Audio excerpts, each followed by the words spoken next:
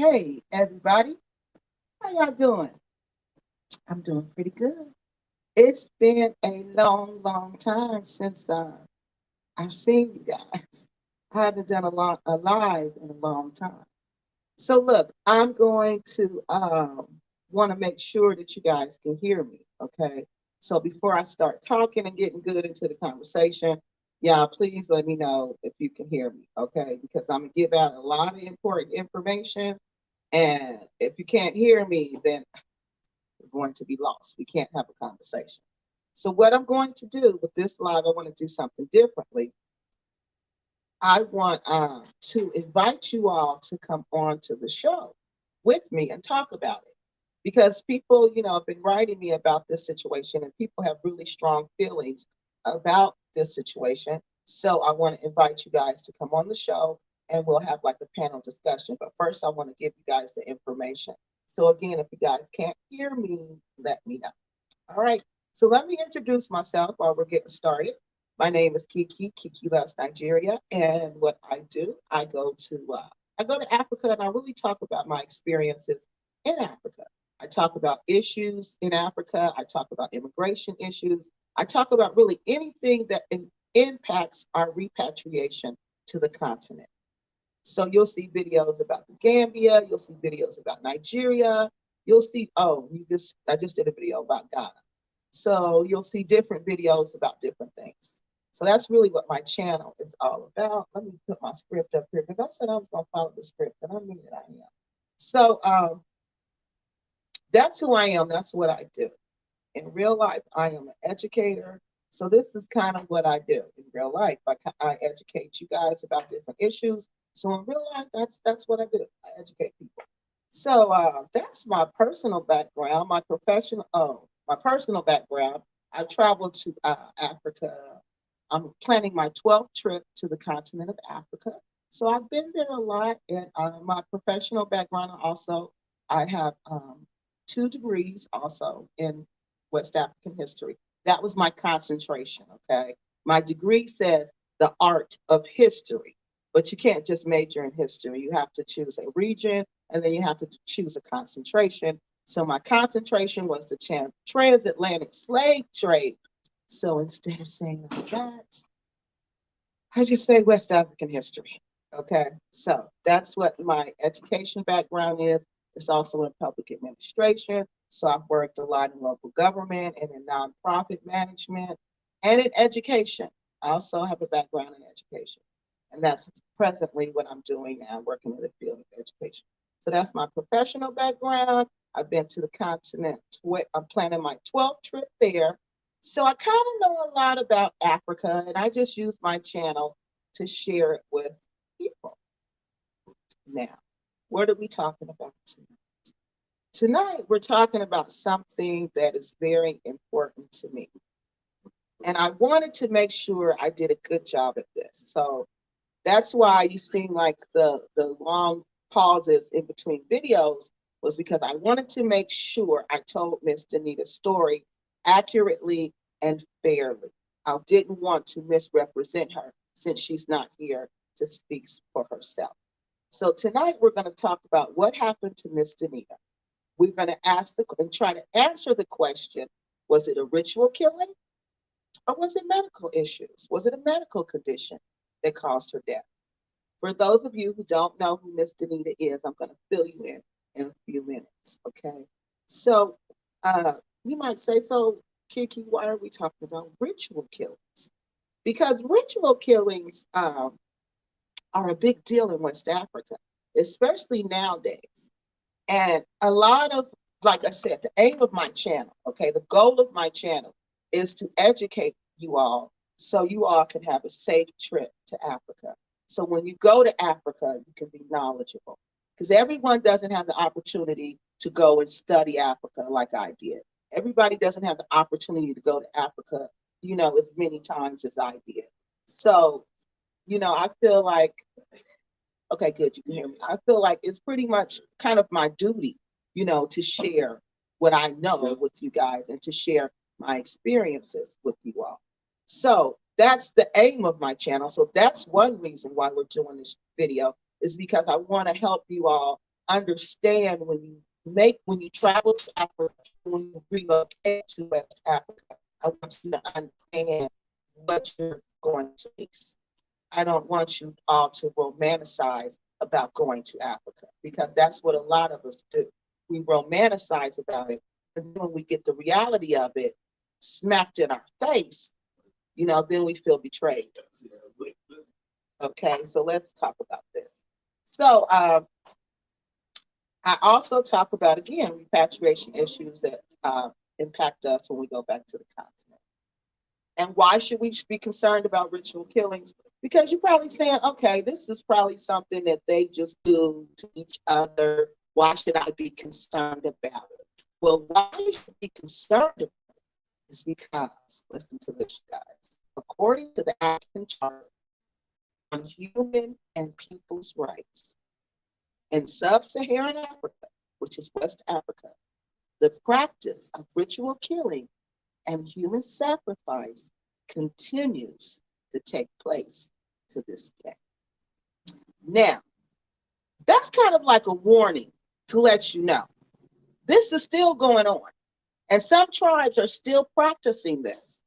We don't know what tribes practice this. You got to research the history of that ethnic group to find out if they practice it.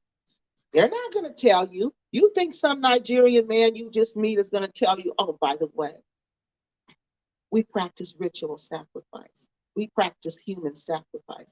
You think they're going to tell you that? No, they're not. They're not going to tell you that. So don't even expect that. That's something you should know, especially if you plan on dating West African men and Nigerian men, because there's more to them than just looks. There's so much more to them than that. So another thing that's important is that there's a significant number of African Americans who are returning to the continent. Okay, listen to these numbers. In Sierra Leone, there's about 100,000 African Americans. In Liberia, there's about 150,000 African Americans. In Ghana, there's around 9,000 African Americans. And in South Africa, there's around 3,000. Ethiopia, there's between 600 to 800. Now, that's a lot of African Americans, and that's not including the ones in the Gambia, okay? Because they want the significant numbers. So for some reason, Gambia didn't make this list, but Nigeria certainly isn't on here. So all of the above are a reason we should be concerned. We should be seriously concerned about this, because like I said, if you don't know this, if this is something you don't learn and you don't educate yourself about, you can't expect your friend to tell you about it. You can't expect your husband to tell you about it. And men, you can't even expect your wives to tell you about it, because they do it also. This is not just something exclusively done to women. No, this is done to men also. So what exactly is a ritual killing? A ritual killing is a sacrificial slaying, okay, now you got to understand this, of a human being that you offer that human being to a god. So basically you kill them. It's like they do animals. Instead of animals, you're sacrificing a person to this god. And that's what a ritual killing is, okay? But in West Africa, West Africans do it just a little differently. Now, this is how they practice ritual killings.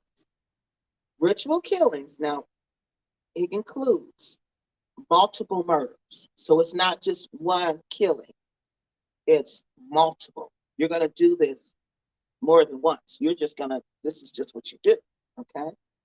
It's a form of human sacrifice, and it's practiced by some African ethnic groups. Not all African ethnic groups, just some African ethnic groups practice this. So like when you meet somebody, first thing you say is, oh, okay. Tell them names, exchange names. Then you say, okay, so what ethnic group are you? Then they tell you, all right, as soon as you get home, as soon as you get off the phone, as soon as you get finished talking, you go Google that ethnic group and you Google religious beliefs or you Google spiritual beliefs. Okay, you just keep playing around with it till you find out what they believe. And it will tell you. Google will tell you if this ethnic group historically practices human sacrifice. Okay, so that's the first thing you need to do because this still goes on today. Now, the murder is carried out after the body parts are removed while the victim is still alive. Now, think about that. That's the condition to a ritual killing, according to this article, because I don't know. I wouldn't know. I don't have a clue. Okay. So, according to this article, this is what they do. The human sacrifice, the person has to be still alive, and they take the organs out, and they harvest the organs, and they sell the organs. Now, let me go over here and see if y'all got any questions so far. Okay, so we're gonna hurry up and go through this, and then we're gonna put the link. Hey, everybody. Then we're gonna put the link in so we can talk about it, because I know a lot of people have a lot to say about this. Hey, and I know, and it's important that people get how they feel about this out. Oh no, thank you for listening, because this is something I said I got to do this for her. When I found out about this, I was just determined I'm going to talk about this. So let me tell you, for the people who don't know, who are just joining me, who is Miss Denita. I didn't meet Denita in real life. I've never met her in person. Okay. But through her videos and through just researching her, I feel like I've come to know her. And to me, Denita was just a really cool lady. She just seemed like just a really cool lady who was upfront, who was honest, who would tell you how she felt. And if she was your friend, she was your friend. She was your friend to the end. That's what I know about Miss Denita. She was a good mother. She exercised. She believed in health. She believed in exercise. She believed in staying in touch with who you are. But Miss Denita got sucked in by what I always tell y'all about, the drug called loneliness. The drug called loneliness did her in. Okay. The drug called loneliness got her hooked up with the wrong person and got her in a bad situation. She was a Zumba instructor, and like I said, she believed in the power of love. She was from Cleveland, Ohio, which isn't even that far from me. It's about 4 hours from me. And she passed away in Nigeria unexpectedly. She was only 37 years old, and her death was just like really shocking because she loved to post on social media. She was constantly posting about her journey to Nigeria, her journey in love. She was constantly talking about that.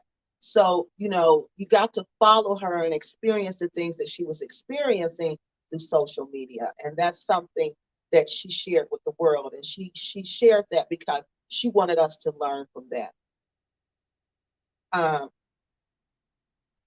She died suddenly. Okay. It was just like she got in Nigeria, I believe it was around the 12th of May. And 3 weeks later, June 5th, she was gone.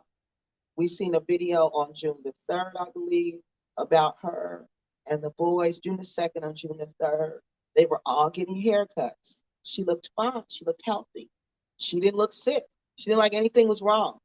And then the next video you see is her funeral. Now you see the exit, but it looks like just a poster because we don't do that here. So when I first saw it, I thought it was just like a poster. I didn't realize it was like an announcement of her passing until I looked at it closely and I was like, oh my God, oh my God. And so then the next thing you see is a video of her funeral, which is totally shocking to go from seeing her one day and then 3 days later, she passes away. So that's who Miss Denita is. And I was talking to somebody, and how I found out about her was one of the ladies I was talking to. I feel like I meet you guys through YouTube. So I met her through YouTube, and we were talking. And she told me about Miss Denita. She asked me, what did I think about that? And I said, who is she? And that's when she gave me the information, and I started looking into it. And I just really started digging into it and digging into it. And I said, I wanted to leave something about her that people could remember her life and learn from her life. So that's why, I took my time and I think I did like 5 videos, because it's like, how do you sum up somebody's life, in a video, in a 20-minute video? You can't. So that was the purpose of me doing all this, because I wanted people to know who Miss Denita was. I didn't want her death to be in vain. I didn't want her journey to be lost. I wanted to share her journey. I wanted to share what she learned. I wanted to share it with the rest of us so we can learn, because that's ultimately what Miss Denita wanted. So many people have questioned her passing. What was the cause of her death? Many people believe it was a ritual killing. There's actually a Facebook page dedicated to her, and it's called, I think, Justice for Denita, or in memory of, in love of Denita. I'm sorry, the love of Denita. And on this page, and this page on Facebook, this person has done a lot to bring up questions about what happened to her. I think it's a man. I don't know who it is, but I just think it's a man by the way the conversation flows. Sometimes that it's a man, but this person is the person who initiated contacting the embassy. This person is the person who initiated.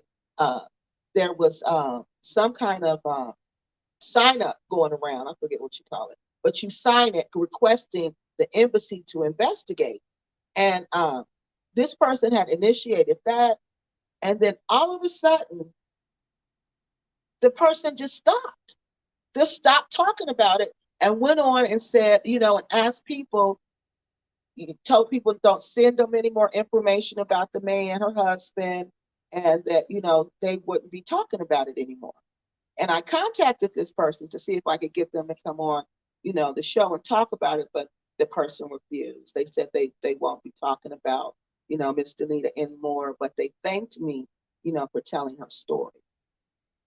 So from what I could tell from that is that person had got a lot of um, feedback, like, how people troll you and harass you, that this person was being trolled and harassed a lot. And this person wasn't even getting the support of like her family or her friend, her close circle. So this person was like, okay, I'm doing all of this, but everybody's believing this. So what's the point? That's what I think. I don't know for sure, but just from what I could see, because I watched her funeral. She had a funeral here that her family had for her. And it was just a regular old funeral. It was no outrage. It was no people were upset. It was just like it is, it was just a regular old funeral. I thought that was surprising. Okay. So a lot of people have been questioning what happened to her. A lot of people have been questioning that. So let's see. Why is it important what happened to Miss Denita? Why is that important to us? Why is that our business? Some people would say. Why is that your business? What does it have to do with you all? Well, this is what it has to do with us. In 2019, there were nearly 500,000 residents in the United States who had Nigerian ancestry. Okay, me, myself, I have Nigerian ancestry. Okay, that's almost 500,000 people in this country have Nigerian ancestry. Okay, also international travel, international dating, social media, all of that is bringing us together and connecting us with men and women all around the world. So we're going to meet people from different countries and from different places. All right. So you got to know what's going on there. You got to know, because the more these numbers increase, the more we travel, the more likely you're going to meet somebody Especially if you're going to West Africa, you're going to more than likely meet somebody. So you really need to know what's going on. You need to know, you need to be knowledgeable. What I call it is dating knowledgeably and wisely. That's what you have to do. You can't be dating West African men with blinders on. You can't be dating them just in the name of love. You can't be doing that because you're going to get taken advantage of really bad. Now, how did she die? Like I said, some people think it was a ritual killing. Some people think her husband sacrificed her so he could get money, so he could have money to build his life. Now that she's gone, he can go ahead and build his life and do whatever he wants to do. That's what some people thought. So then some people think maybe that's what her family thinks. Maybe that's why her family's not outraged, because some people think it was the complications from diabetes.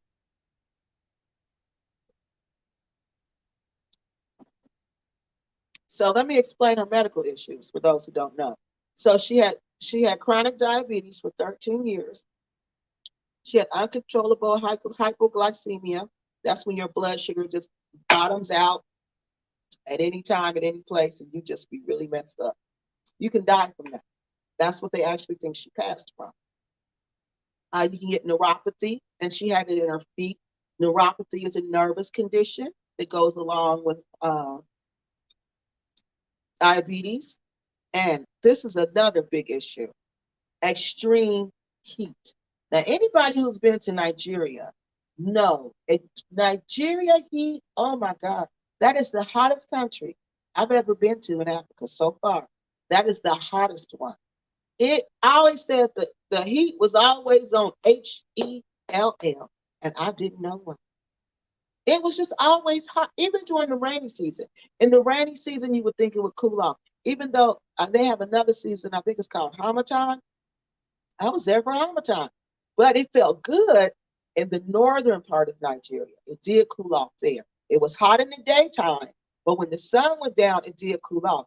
But in Lagos, never.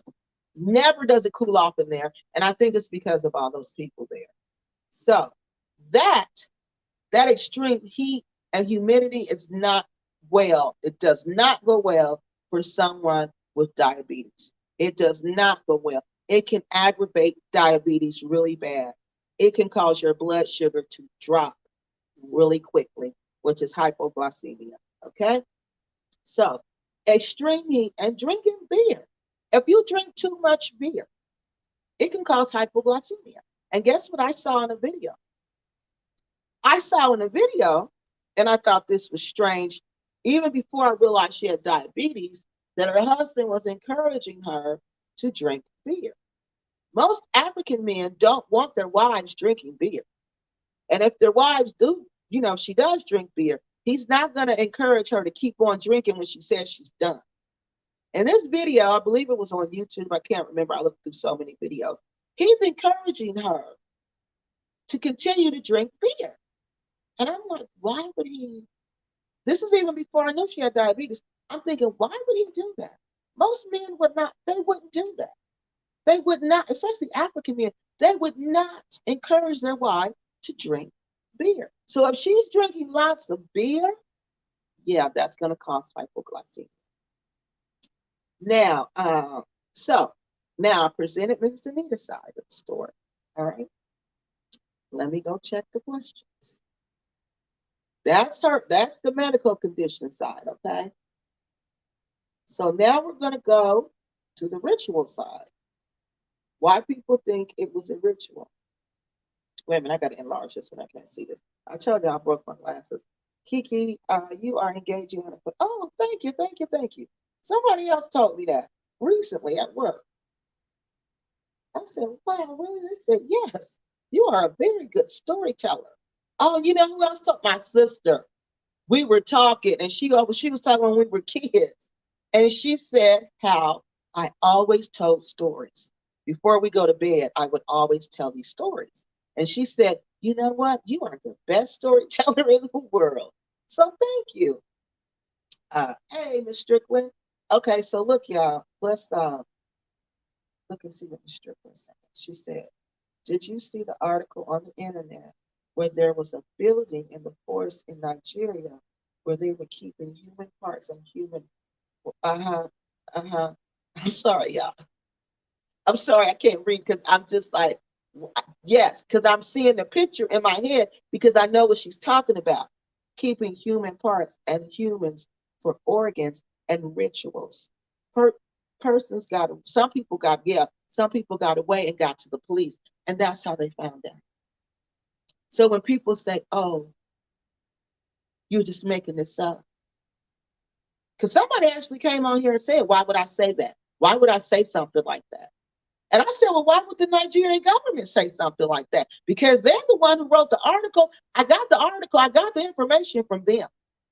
They're the ones warning you about ritual killings, people, because that's how bad it is. It's actually gotten worse. It's gotten worse. And then I'm going to tell you what the 3 reasons was, and we're going to talk about that. So they're saying these ritual killings have gotten worse, okay? In West Africa, we talked about that. Let me tell you what the Nigerian House of Representatives, the House of Representatives in Nigeria, the federal government is saying. They declared the whole country in a state of emergency because of the rising numbers of ritual killings in that country. Now, for the legislator, for the government to say this is a state of emergency, people, you need to pay attention. These ritual killings are getting bad and getting worse. More people are getting killed. You need to wake up, people. This is real. So the government is saying, the legislative chamber also told the inspector general of the police, look what they told him. You need to take urgent care. I'm sorry, you need to take urgent steps to increase surveillance, which means they want to watch him because it goes on at a certain time of night. That's how they catch him, because it usually be at night when they deliver in these parts. And somebody outside at night will catch them and go to the police, because the average citizen in Nigeria does not do this. It's only certain greedy people who do this. Most Nigerians don't do this, and they can't stand people to do it. And when they find out you do it, oh, they're going to tell on you. They're going to hold you there, and they're going to hold you there till the police get there. And once the police get there, oh, God, it's getting even worse. So take urgent steps to increase surveillance and intelligence gathering with the view to apprehend and prosecute all people who conduct ritual killings in Nigeria. He wants everybody, from the person who's buying it, because see, they're selling these parts, these human body parts, to businessmen. So see what you do, you get the body part and you go sell it. They're going to give you a nice sum of money. And that's how you come up. That's how you come up.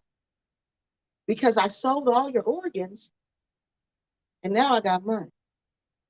That's really where the money making is coming from. It's not some type of special God that's giving them this money. You selling the organs. So they sell these organs. Then this person who they sell the organs to, they do something to them. They burn them up, or they give them to the people who want to buy them, which are usually rich businessmen or politicians. Okay? So let's finish so we can get to that part. The House ordered that the National Orientation Agency initiate a campaign towards changing the situation in the country, which means that this orientation agency, they're like a media organization. So what they do is like they put out commercials, they'll put out bulletin boards. So they'll just start like putting all kind of messages, subliminal messages into the society, and subconscious messages. Like they'll do things you won't, like commercials, little things you won't think of, but these are things to dissuade you from doing ritual killings. So that's what they'll do. So the actors, that's the one thing about Nigeria. The actors, the singers, the entertainment people are heavily involved in politics in Nigeria. So they're even in on this, and they're calling for the government to do something about this. they're supporting the government, saying this indeed is a national state of emergency, and this something needs to be done about this. And it's also rising, they call it bigotry, but it's robberies in towns and villages. People are being robbed in towns and villages.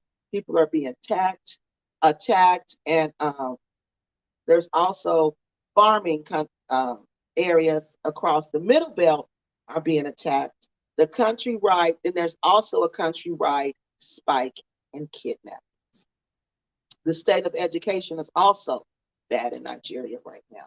So there's a lot of things going on in Nigeria right now. There's a lot of things going on.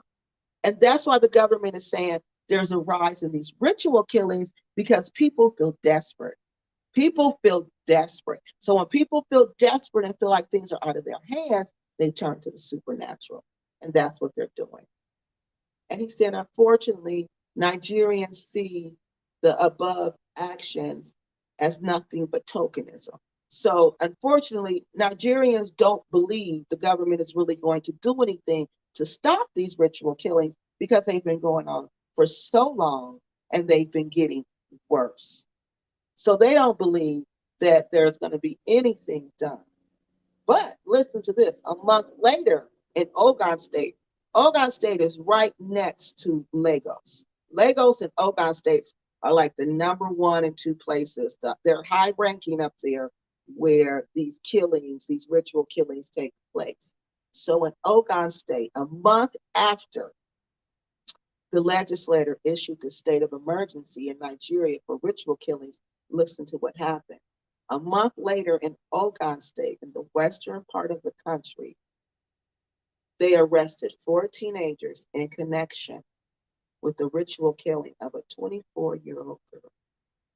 The suspects, to whom she used to be romantically involved, what did I tell you?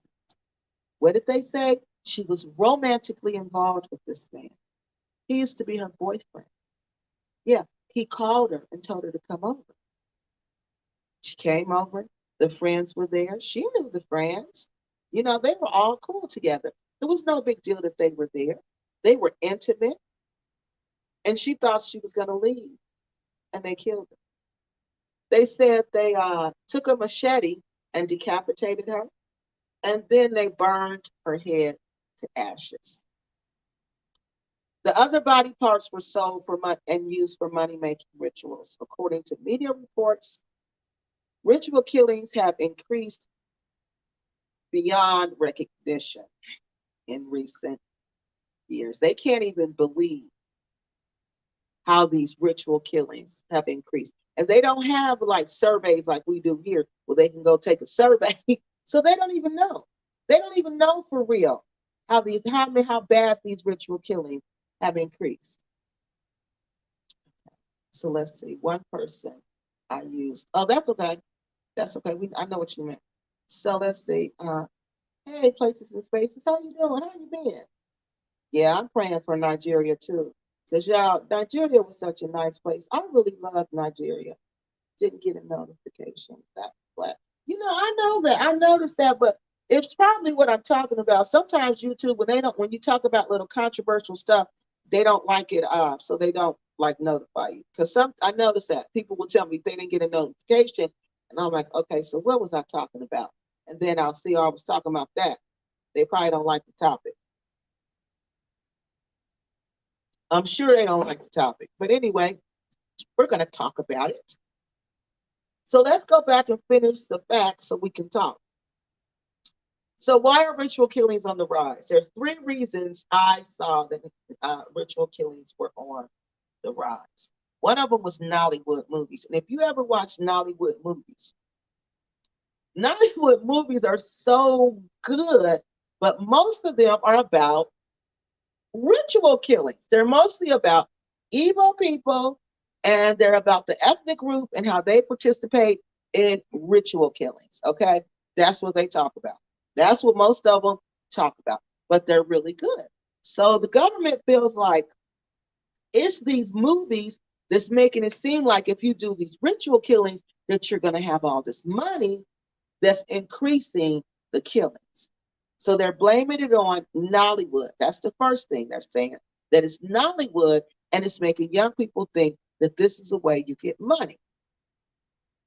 But there's other people who are saying, no, it's not just young people are doing this. They're saying, look at the government. They're saying the government, there's a mistaken belief that ritual killings for cash are only done by young people. And this person is saying, no, they're not just done by young people, okay?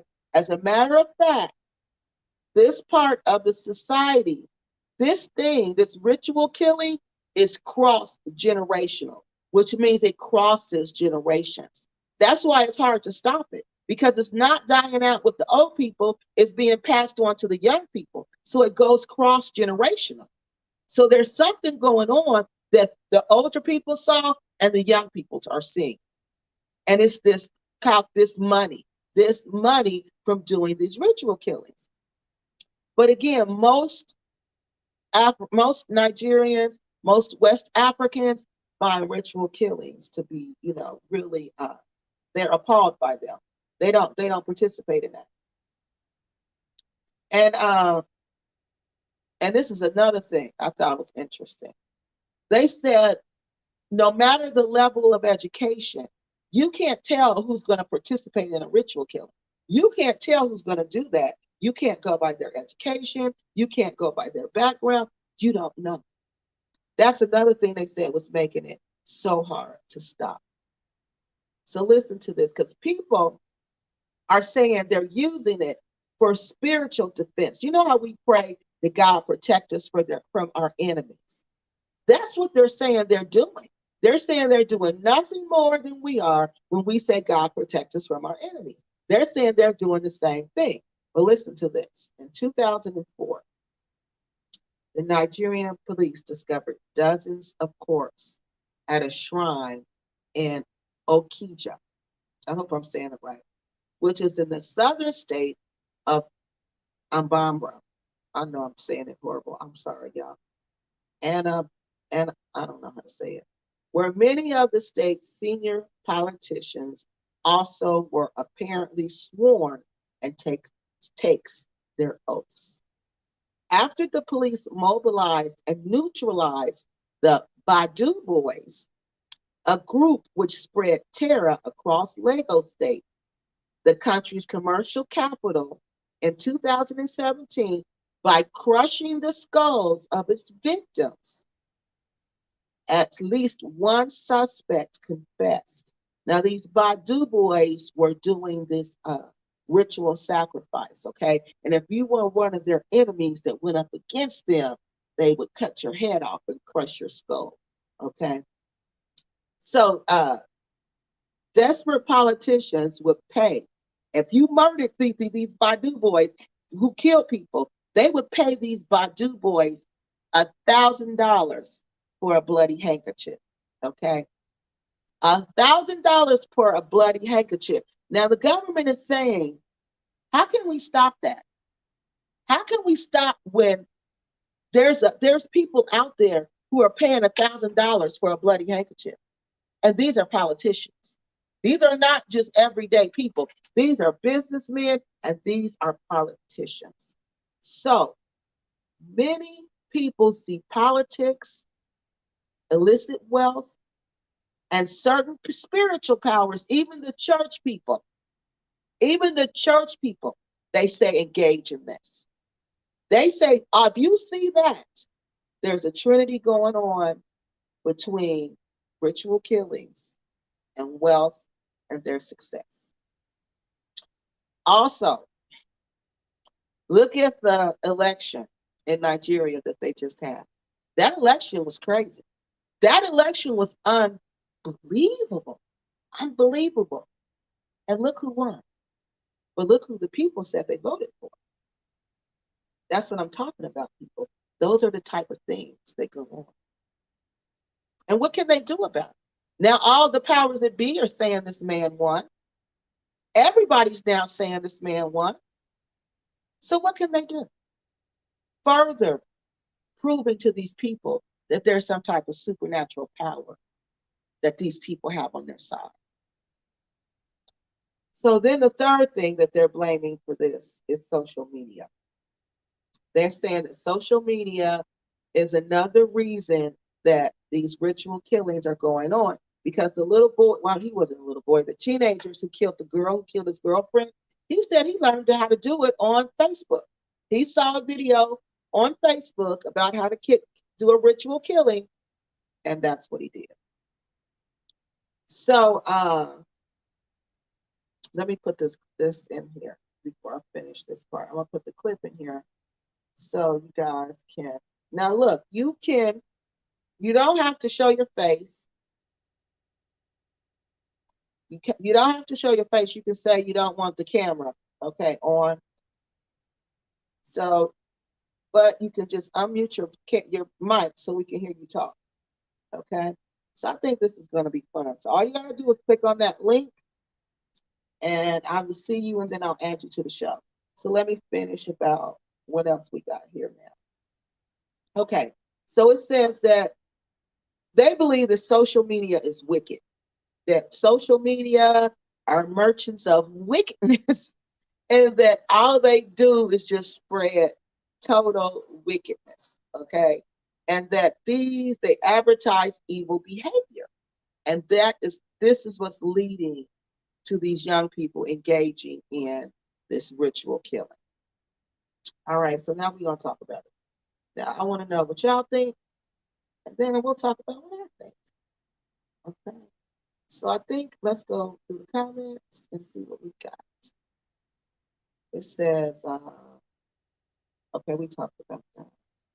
Thank you. She said I'm complaining to you too. Maybe I need to do that. Okay, do you know which ethnic groups practice this the most? It's normally Igbo people.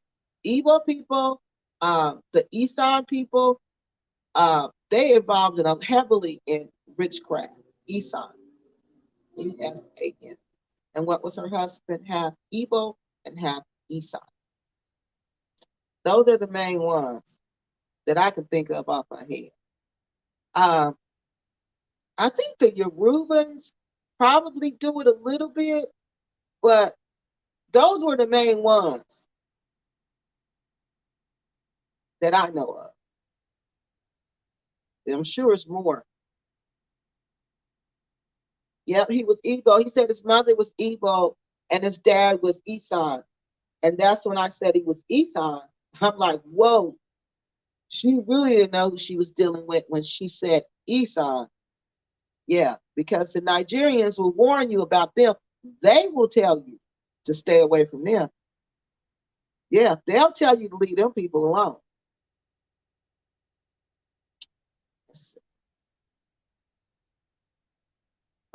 Selling organs it sure is. Selling organs is big business worldwide, and many doctors and others they sure are. They're all in on it. They're all in on it. Because especially in third world countries, that's a lot. Developing nations, that is a big business. Even here. Even here. That's why you can't do it here. Yeah, that's a big business. So well, I'm going to say that. I'm going to say my opinion. I want y'all to tell me what y'all think. So what do y'all think? What do y'all think happened? What they don't understand is nothing is free. Yes, the devil always comes to collect for them at the end. Do you know that's what my grandma used to always tell me? She always told me, you don't want to make deals with the devil, because when you make a deal with the devil, he's going to come to collect, and you're not going to want to pay that price that he's going to want you to pay. And that's always it. Because in the end, these people usually go crazy, they die early, or something tragic happens. They lose everything. And they know that. They know that this is going to happen to them. They know that. But they don't care because they want the riches. They think that little bit of fame, that little bit of fortune is worth it to them. It is worth it to them. So they sacrifice everything. But, being poor, in Africa is another thing. If you've never been poor in Africa, oh my God. No, he wasn't emo. Girl, guess what he was? He wasn't emo. He was Esau. That's how I know, because they told me. When my friends found out, They were like, oh, girl, no, you should have told us. We would have told you. Don't talk to them. Those people practice witchcraft. He's the one told me about it. He's the one told me about witchcraft. He's the one told me how they did it. He's the one told me like it has to be your blood. They have to have your blood to do it. They can't just, they can do stuff with your pictures, but that's limited. But to really control you and do things to you, they have to have your blood. So he said it's usually your family members who are doing this type of things to you. Yeah, he's the one who told me that. He told me when he went to his village, how he saw snakes. Snakes are a sign of witchcraft. So Cynthia and Rick seeing all them snakes out there, oh, it's only just begun for them. In Africa, no, no, no. Snakes are more than just snakes. Those have spiritual meaning. So he was telling me how he would see snakes. Like he saw a snake just appear in his room and how they had to come and kill the snake. It was just crazy. But he was Isan, and he was the one that was telling me what it was really like. So I learned a lot from that relationship. Let me put it like that. I learned a lot from him. He educated me a lot, he tremendously educated me. I don't even know if I can use that word like that, but it was just so much insight knowledge he gave me about Nigerian culture and Isan, their culture. And I remember one time we were planning on going to Nigeria, and his dad begged us not to come. This is right before COVID hit. We were planning to go, and his dad was begging us not to come. And I was like, what? Why? Why does he want us to come? Well, guess what happened? He had a cousin who was in the United States and who had come to Nigeria for a visit. And do you know one of the other cousins? He was building a house there. He was taking his money, had his money. They carried all their money in like a little briefcase, like a little briefcase. It'd be full of money. He had all this little money. Well, it wasn't a little money, it was a lot of money in a briefcase. He was going with his cousin to pay the guy for his land to start building his house. The cousin killed him and robbed him. Yes, killed him and robbed him. And the dad was begging us not to come because he was scared something was going to happen to us if we came. But COVID hit and we couldn't come. So yeah, that stuff is really, really real. So he was Esau. They were from Benin City. Is that what they were from? Yeah, Benin City. I think it was Benin City. I can't remember, but I know he was from Edo State. A Nigerian couple just got convicted of trying to. Yes, because that's what they do. That is big money, y'all. That is big, big money. And they come to our country, they come to the West, and they still practice that stuff. That's how they get caught when they come here. They still practice it because they believe in it. It's ingrained in their culture. So they practice it. They believe it. It's like trying to get us to stop believing the things we believe. Even though some of us may decide, okay, I'm not going to be a Christian anymore, but you still believe some of those aspects of Christianity because you grew up with them. You grew up with them, so you can't just shake those things. So it's the same thing with them. They can't just shake them like that. They cannot just shake them like that. And it's just crazy. Hey, Fly Mommy Cleo, how you doing, girl? I ain't seen you in a long time. Yeah, honey, it's really crazy. It is really crazy. That's why you got to be careful who you deal with, especially in Africa. You got to be careful. That's why the first thing I ask is what ethnic group are you? And even though I asked him that, it didn't say that they practice witchcraft. I couldn't find that until I met one of my friends. Well, I didn't. One of my friends, I told them about him, but this was after we was married and stuff. And he was telling me, "Oh, I could have told you then." He was like, "They don't even go to their own village because their own family members will put spells on them. So they don't even go to their own village because it's that bad." I don't know what happened to Miss Denita, but in the video she looked bigger. And I know. Did you notice that too? I noticed that too. And I'm wondering, like, do you swell up? Do you swell up like when you pass away? Because they didn't bury her right away, y'all. This is what I found out. They didn't bury her right away. She died in June. The man contacted her family, okay? Contacted her family, told her family what happened, told her to send money for the boys because the boys were still there and he needed money for the boys to come back home. Well, guess what, y'all? She sends money for the boys. The family does. And guess what? He keeps the money. He keeps the money. He don't send the boys back home. He keeps the money. That's when the family contacts the embassy and the embassy gets involved because you know the United States don't play about their kids. They don't play about their minors. They may play about their black people, but they don't play about their minors, okay? So when they found out it was 2 minors over there and the mother had passed unexpectedly, they demanded, y'all get these kids up out of here. So they had to raise the money. Embassy didn't pay for it. They had to raise the money to get the boys back home. But that's how they got the boys back home. Yeah. And they said the person who was who she wrote it in the comments in one of my videos, she said that he was so, the way he was mean to them, basically trying to get this money. And once he got it, he didn't even send the boys home. He didn't even send the boys home. And y'all know he was on my videos. He was on my video, get in the comment section.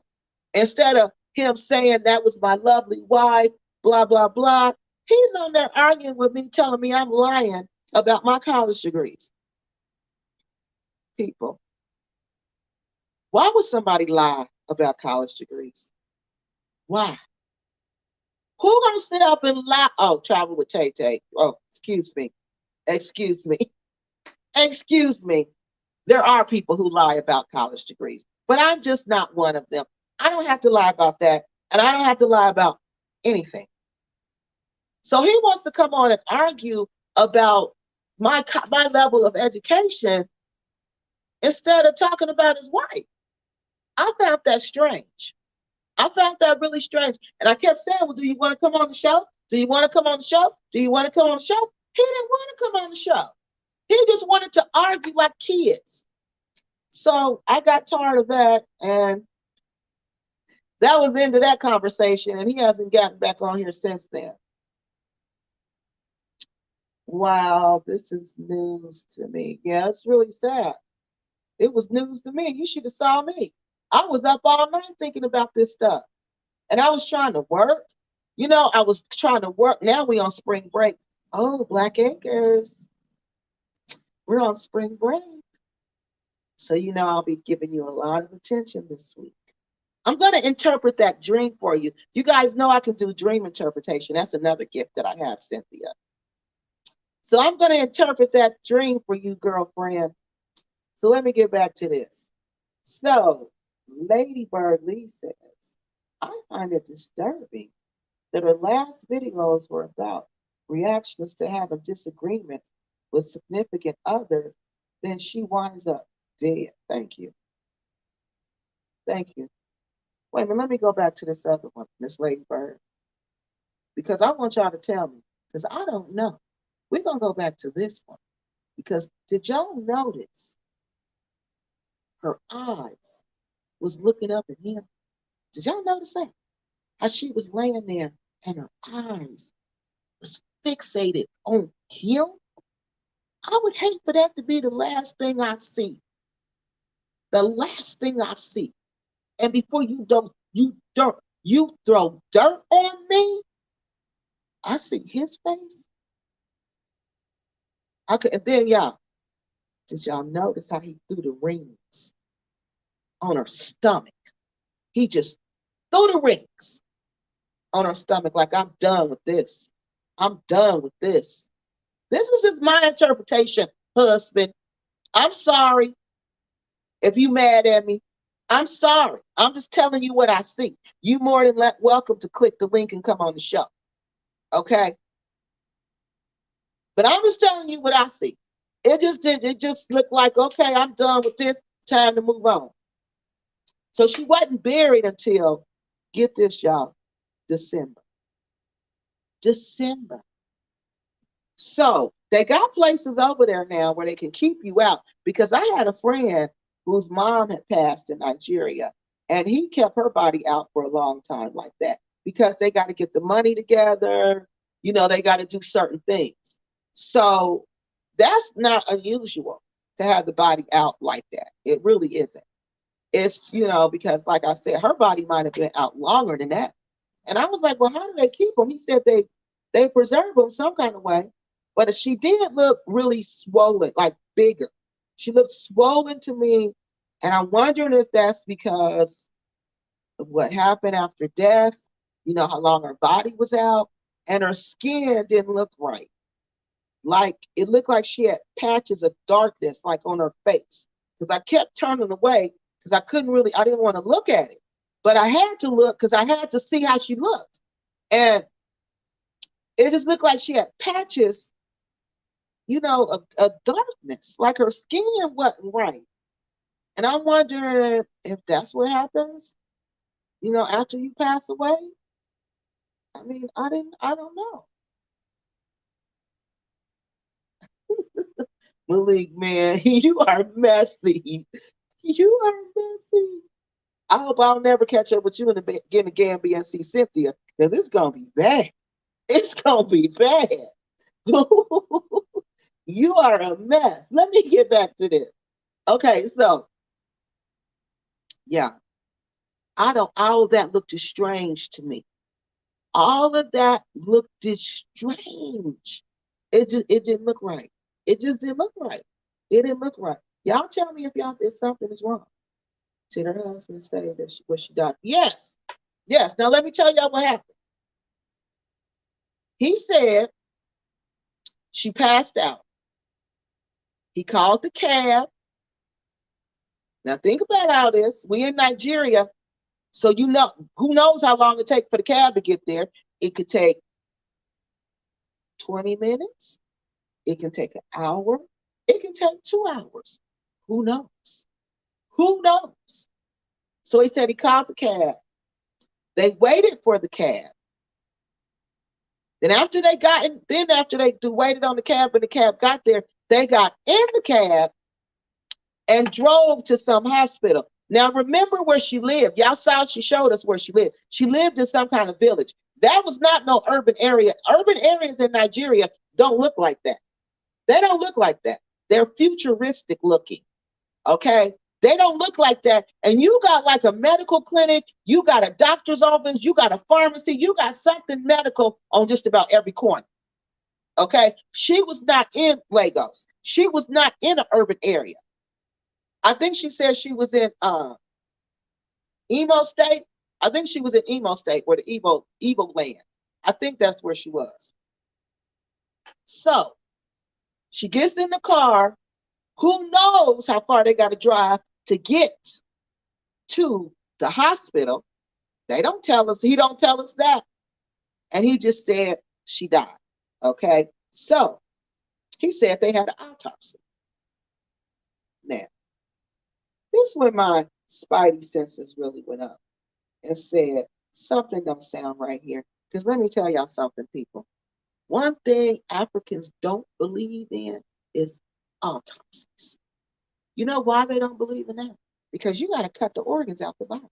They don't believe in cutting the body open and taking the organ. They don't believe in none of that.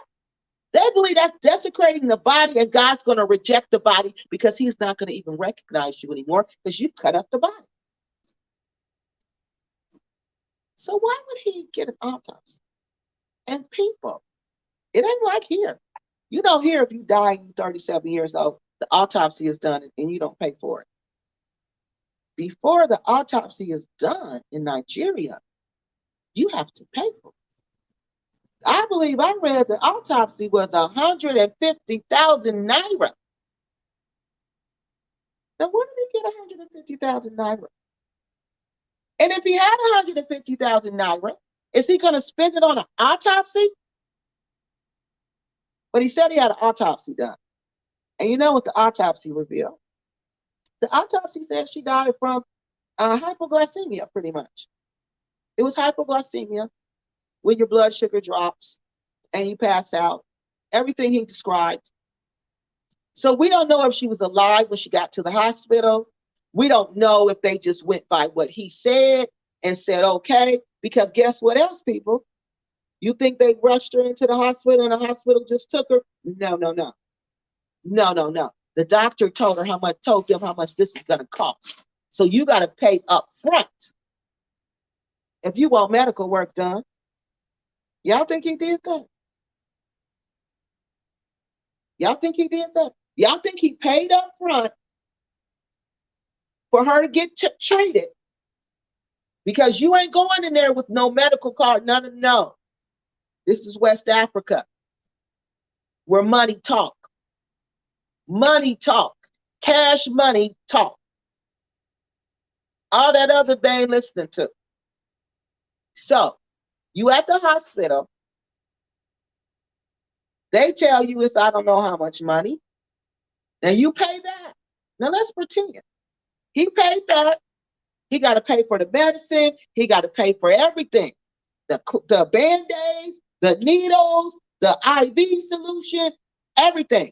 He paid for all of that. And then y'all want us to believe, he want us to believe that after he paid for all of that, he paid for an autopsy because he wanted to know how she passed away. Now, people, I don't know this man. I've never met him. I've only talked to him through internet, through my channel, in the comment section. Now, what I can tell is this man said he had no money. She said he was unemployed. She said he was an engineer. He has an engineering degree, but he's not employed because of COVID. That she was the one who was really supporting them. I'm just going to keep it real. That's basically what she was saying. Now, if she was supporting them and she's dead and gone, where did he get the money from to pay for all of this? Where? Where did he get all this money? And now think, people. Now think about this also. Miss Denita and this man was not getting along as perfect as she wanted us to think. And so many of them posts, I couldn't put it in there because it was just too much. She refers to herself, I'm sorry, poor Shanquilla. I didn't mean to say your name, baby. Not Shanquilla. That's the girl who got hurt from her friend, who her friends hurt her. So they took her life. Okay. So not Shanquilla. It's Shaquana or something like that. But it's like a girl who got a bad attitude and who likes to fight. Okay. It was Sharkeisha. Thank you. Y'all might remember Sharkeisha. But Sharkeisha was a girl who beat up her friend. I think it was over some shoes or something. Okay. But it was a really bad fight. And that was like the first videotaped fight, that went viral. So from what I could tell, Miss Denita, when she get angry, she kind of act like this Sharkeisha girl. And she even had a name for this personality. Okay. And it wasn't Sharkeisha, but it was something like that she called herself when she acted like this person. And she said that, she felt really blessed that he was able to handle that personality, that he was able to deal with that personality. And she didn't say this once. She said this many times. And in that clip I played for you guys, she's in there saying, y'all heard the video about what's one of them gonna end up, with a gun and all that stuff and the D word. Y'all heard the video. I mean, who plays like that about their relationship? Unless you're really having those serious disagreements. Those serious disagreements. And if she's bucking up like that, then oh my God. In Nigeria, in this man's country, in this man's house, because I don't care if she paid for it. To him, that's his house. And she's doing that all in his house, in front of her kids. Oh, that's not going over well. That's not going over well. He may act like it. He may pretend like he's cool about it, but he's not. And he wasn't. And y'all know how I know he wasn't cool about it? Because he went on in a video or either in the comment section of one of the videos, and he talked about her, and he was talking about how don't marry African, telling Nigerian men, don't marry African American women because they're bipolar, they have mood swings, and they're basically crazy. Now, this is how he was describing his beloved wife. So, if he was truly remorseful, mourning her death, why would you go on and say stuff like that? To advising them, no, I would not advise you to ever marry African American woman because they bipolar and they got mental issues, and basically they're just crazy. Basically, they're just crazy. Mm-hmm. So y'all think this relationship was golden? No, it wasn't. No, it wasn't. So that further makes me speculate. What really happened? Was the medical conditions just a convenience? Was that something I could play into? Like the beer. Why would I be giving you beer? Why would I be encouraging you to drink beer when I know you're a diabetic? Why would I do those things when I know that's not good for you? There's plenty of Africans who have diabetes, plenty of Nigerians who have diabetes. They know. So why would he be doing that? Why would he be doing things like that? Y'all tell me, why would he be doing things like that? Why would he be doing things like that? If you know your wife is sick, even if you don't know your wife is sick, I'm telling y'all, there's no African man walking that's going to tell his wife, keep drinking so you can sleep good tonight. Keep drinking. No. If he's telling you that, honey, he don't care about you. He don't care about you, and he don't respect you. And that's the honest to God truth, because they're not going to dare tell you keep drinking. And they know you diabetic on top of that. No, they're not going to do that. They're not going to do that because they feel like they got to take care of you. They feel like that's their duty, to take care of you and make sure no harm comes to you. Not encouraging you to do things that they know will make you ill. It depends on if they kept her in the correct temperature morgue. If not, the gases in the all will begin to bloat. See, that's what I think happened. Bloat the person. He may have had her on the back porch. Jesus. Oh, God. Well, she's buried in the family compound. She's basically buried, I guess, in the backyard. The family compound. That's where she's buried. Buried in the village, in the family compound. So if her kids ever want to go to her, put flowers on there, just think. You know how important that is. Especially when you get to those moments where you start missing your parents and you just want to go be near them. Our little boys won't ever have that opportunity unless they go to Nigeria, Imo State, go to this man's village, and go to his compound and ask, can they come in? Because they can't just come in. And can they see their mother's grave? That's the situation these boys are in. Yeah, and I don't think he kept her in a good temperature because she looked bloated. That's how she looked to me. She looked really like gassy, like just how gas just blow you up. That's how even her face didn't look like her face. And her eyes, why were her eyes like stuck open like that? What was that all about? Like, I don't get that. Like, do they open your eyes? Did she pass with her eyes open? What was that all about? Somebody help me out with that. Because I just hope, I'm hoping this man did not purposely fix her eyes on him. Let me see what this one says, y'all. It says, such a sad story. I feel sorry for her kids and the other family. I really feel sorry for her kids. I will, because I kept thinking when I was watching this video, watching her videos. For one, okay, twins.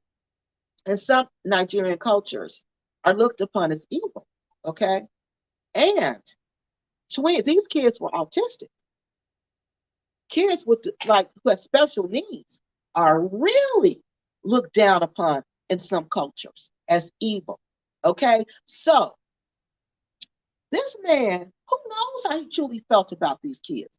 And they look at the mother as a witch. Okay. They'll look at you as a witch and your kids as evil. So all of y'all gonna be banished to the forest, the evil forest. This is how it would happen back in the day. We gonna all three of y'all just gonna be banished to the evil forest, because if we leave y'all here, y'all will bring, evilness onto the community and bad things will start to happen.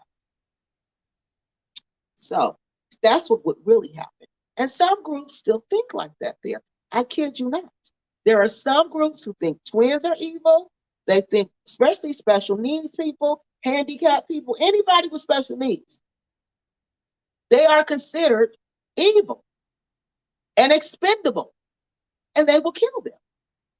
This video probably won't be monetized either, but it's okay. It's okay. I just put out the stories. I don't care about the monetization like that. I don't live off YouTube, Black Acres. I don't live off my YouTube checks. You can't live off that anyway. I don't see who could live off of that. Okay. Let's see. Could be. Yeah, I think it was too. I think it was the gases that had her all swollen up like that. Where were the kids? That's what I want to know. I don't know. I don't know. Nobody said nothing. Like, okay, so I'm trying to figure out. I don't think he would have took them to the hospital with him. So what did he do? He left the kids at home. So they went to the hospital and he left the kids at home by themselves. So think about how terrified they must be at this point that their mom is passed out, because she was passed out when the cab came. She was unconscious when the cab came, when the cab got there. So the boys are probably scared because they don't know what's going on. And then they're gone for hours, because when you go to the hospital there, you're gone for hours. So he probably didn't come back till late that night. And I just don't even know what they were going through. And who knows what he said to them? Who knows what he said to them? I'm sure it wasn't too kind words. I'm sure it wasn't. But who knows what he said to them? If he talks about their mother like that, you think he said kind words to them? I bet they were screaming. I bet they were just going through it. And who knows what he was saying to those boys? Who knows what he's saying? I don't know. I keep on trying to picture that, what was going on with them through this whole thing, through the whole time. Because what I thought, this is what I figured, this is what I truly figured he was going to do with those boys. If their grandparents, when they came and got them, he was going to put them in an orphanage. Because, see, that's what they do with kids who have special needs over there. They put them in an orphanage. They're going to put them in an orphanage, and he ain't going to go see them. He's not going to send them no money. He's not going to do anything with them. They would just be lost to American kids in an orphanage. Yeah. I just remember that the funeral was so long after her death. The twins were more than, yeah, they were. At the funeral, they were back. She's right. Miss Stephanie is right. The funeral, they were back in the United States, because the funeral wasn't until December. But I'm thinking about, Miss Stephanie, where were they when she was pronounced? Like when all this was happening, did you know where they were then? Were they at the house? What was happening then? But yeah, by the time they had that funeral, I think they were back here. They were back here. Because the embassy basically said, send the kids back. And they don't want that. They don't want that. They don't want the embassy. Nigeria doesn't mess around with the United States like that. So they don't have the United States in their business like that. So if the United States has to say something, they like, hold up, you need to get them kids back because we don't do business with them like that. So you need to give those kids back. So he gave the kids back, but the family had to pay for everything. Yeah, so the kids were back here. Okay, let's see. Nigeria have more twins. Yeah, it's some group there. For some reason, I think I can't remember y'all, but it was a group there that didn't, that believed twins are evil. Cynthia and Rick can live off selling snakes from that swampland. Yeah, that's what they're going to have to. They're going to have to. They're going to have to.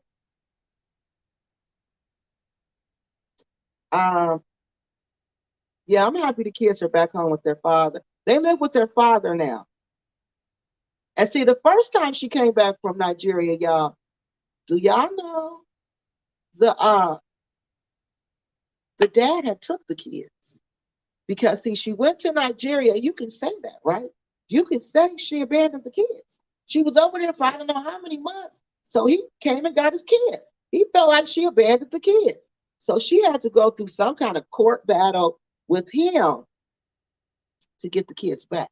But what I want to know is how in the world did she take the kids to Nigeria? Because you cannot take those kids out of this country without his permission. They minors. He got to say it's okay. How did she get them to Nigeria? Now, if he stole them the first time, y'all think he said, okay, you could take them? I don't think so. I'm just wondering how that happened. She also didn't include her sons in her blogs. Yet she spoke about how they were adjusting. Oh, so she didn't show them when she. No, you're right. She's right, y'all. Once they got to Nigeria, she didn't. Except, remember Stephanie on that one when she was showing the house? She showed them real quick and shut the door. Did they ever go outside? Because I told you, special needs, especially special needs kids, and they in the village with the conservative people, because when she went outside, she said they were looking at her funny.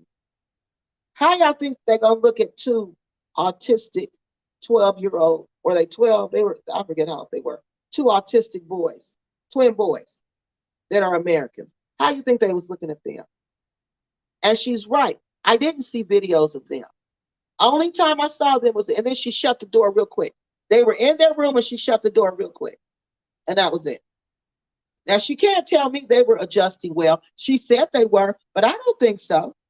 Because you know how hard it is to adjust, and they didn't have air conditioning, so it is super duper hot. Super duper hot. Them fans, they just gonna blow heat. The heat be so hot in Nigeria, y'all, that you can't move. Just gotta sit still. Just gotta sit still till it's over. All right? Just gotta sit still until it's over. That's how hot it is. But no, she's right. She didn't show the boys. But also, a lot of Africans don't believe in children. Oh, you're right. It could have been him saying, no, don't put the boys on the internet. I don't believe in that. Yep, it could have been him. So we don't really know. We don't know. We have to speculate. We don't know. We don't have a clue. We don't have no clue. She may have had kidney failure if her diabetes was uncontrolled. Yeah, it wasn't controlled. It wasn't. Kidney failure would make her swell and kill her within days or weeks. But when she had some symptoms up to the kidney failure, you see what I mean? Like, we was looking at videos. She looked fine. She even did a video about, I'm going to make an appointment with my doctor. Remember that video, y'all? She said, I'm going to make an appointment with my doctor. What the autopsy said, it was hypoglycemia. All right. But isn't that convenient? Isn't that convenient? Don't y'all think that's the most convenient thing ever? Don't you think to say, oh, there's an autopsy done? Do you know Nothing against Nigeria, because y'all know I love Nigeria. But do you know you can buy any document you want in Nigeria? You can buy an autopsy in Nigeria. You can buy whatever you want in Nigeria if you have the money. So do I personally believe there was an autopsy done? No, I don't. No, I don't. And guess what else, people? When you have an autopsy, guess what else is removed from your body and weighed? And supposedly, I guess they put them back in there. Your organs. Your organs are removed from your body. Did you know that? So either way, the organs are harvested. They could have sold the organs. We don't know, people. We weren't there. We're not saying that's what happened. We said could have. We don't know. We don't know. We don't know. We just know these are the things that go on in developing nations. We don't know. Yes, one glimpse. Oh, yeah, remember that? That was it. And shut the door real quick. She shut the door real quick like she didn't want us to see them. And it looked hot. They looked so hot in that room, like they was playing little video games. I don't think the boys were doing okay. I don't either. I don't think they were doing okay because of, number one, the food. I don't think they were doing okay, number two, because of the heat. Because the food is a big adjustment from our food. It's a total, especially kids. You know, kids like a certain food. They eat certain things. They don't have that kid-friendly food there like what they're used to. And then I told you, maybe this man was really strict. Autistic kids can be loud sometimes. They can make noises. You know, sometimes they talk really loud. They want what they want when they want it. They can be really aggressive. So who's to say he didn't say he wanted them in that room all the time? Who's to say that? We don't know. We don't know. But it doesn't look like it was just this happy family. Because why are your kids in the room, in this hot room, with the door shut in the middle of the day? And we don't see them anymore. She's right. We see them all up to that point. While they're here, they're all on video. But then when they get there, we don't see them anymore. And I told you how they feel about special. He probably, for one, was embarrassed that they was there. Because I told y'all they don't take kindly to that. They don't take kindly to special needs like that. No, they don't. No, they don't. She didn't have any business. No. No, she didn't. She didn't have any business going to Africa to relocate, period. Period. Because when she started telling me, oh Lord, when she made the video about her health condition, that she's had diabetes for 13 years, uncontrollable diabetes for 13 years. And she's just now going to get serious about it?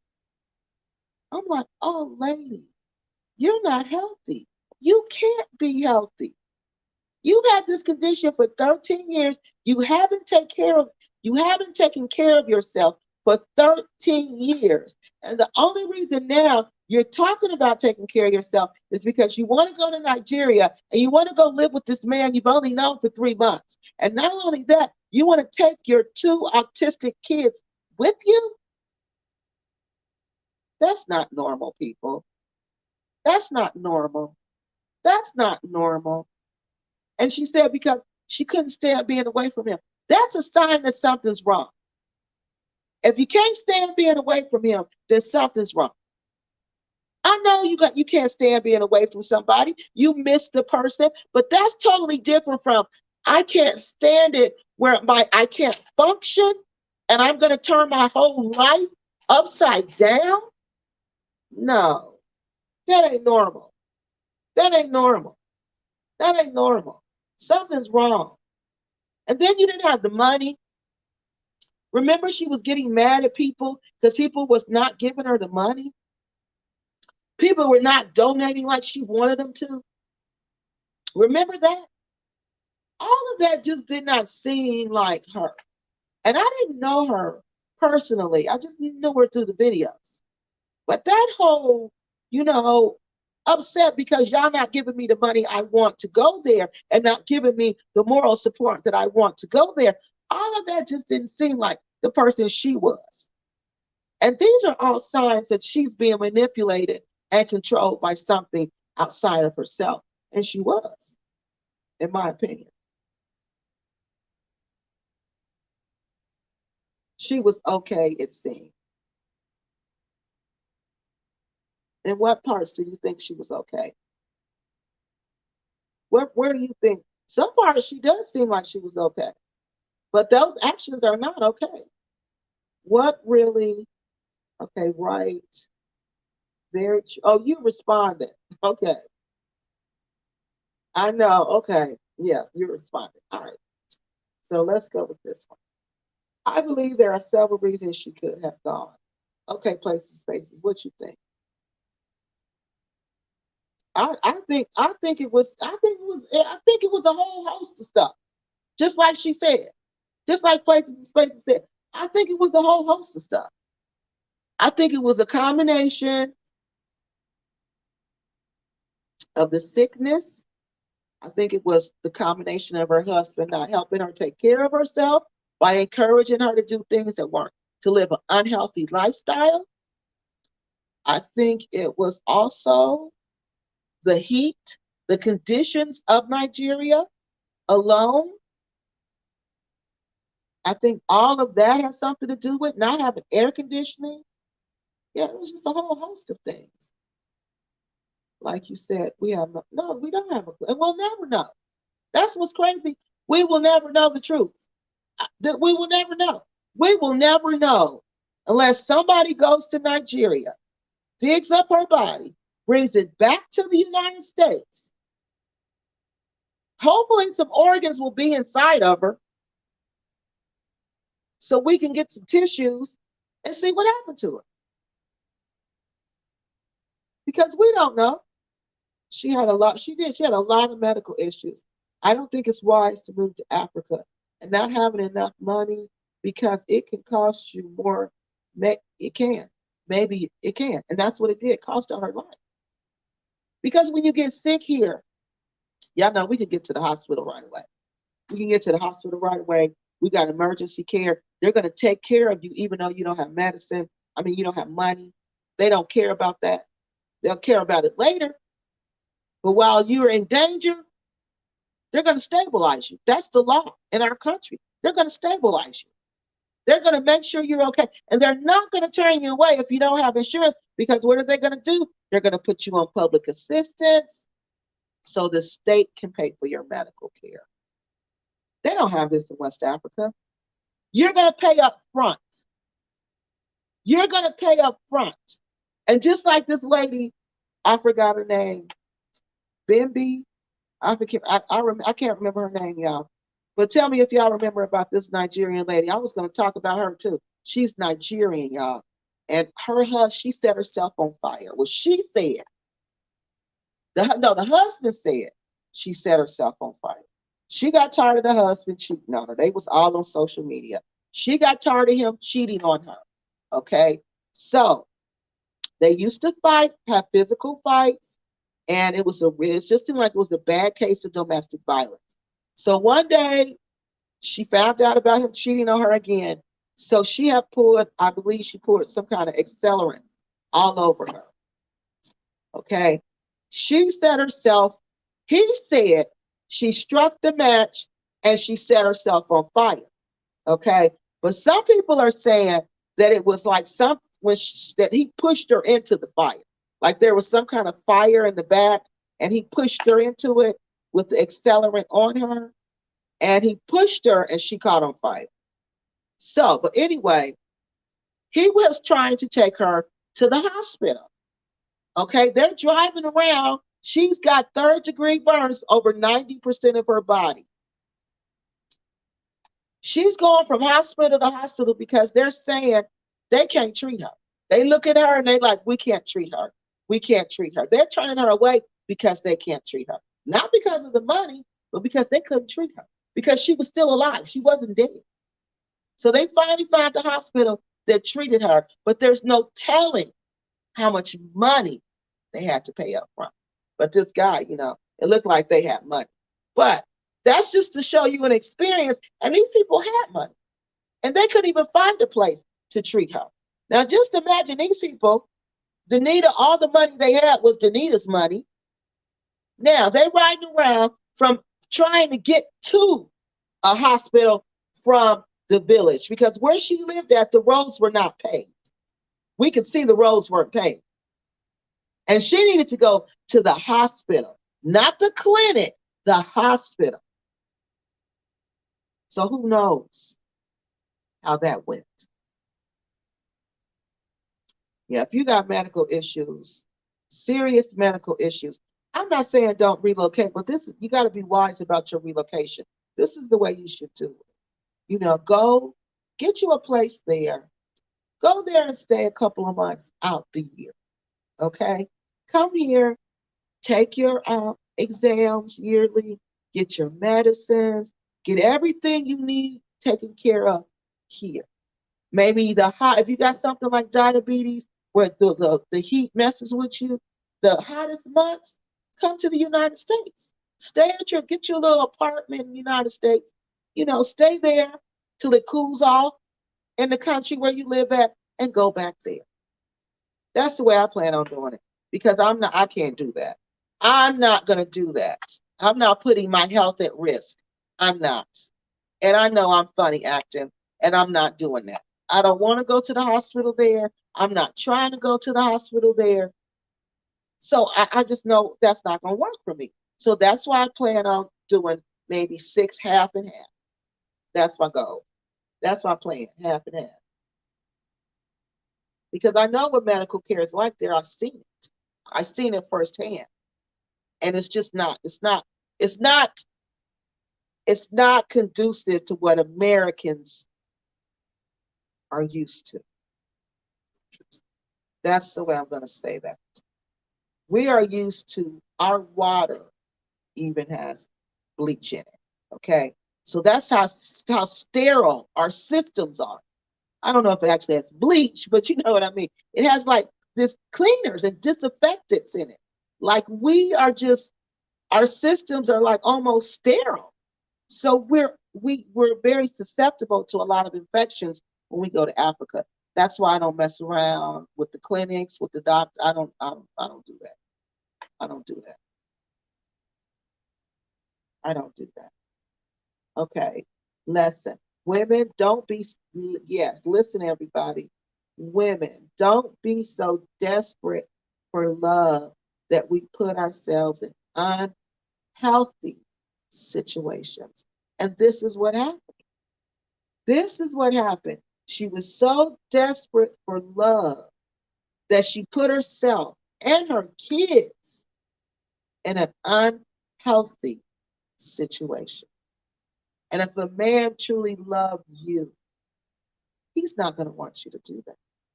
He's not going to tell you to come to Nigeria and live and wait on the paper. He's not going to tell you to do that. He's going to tell you, come visit for a little while, baby, and then go back.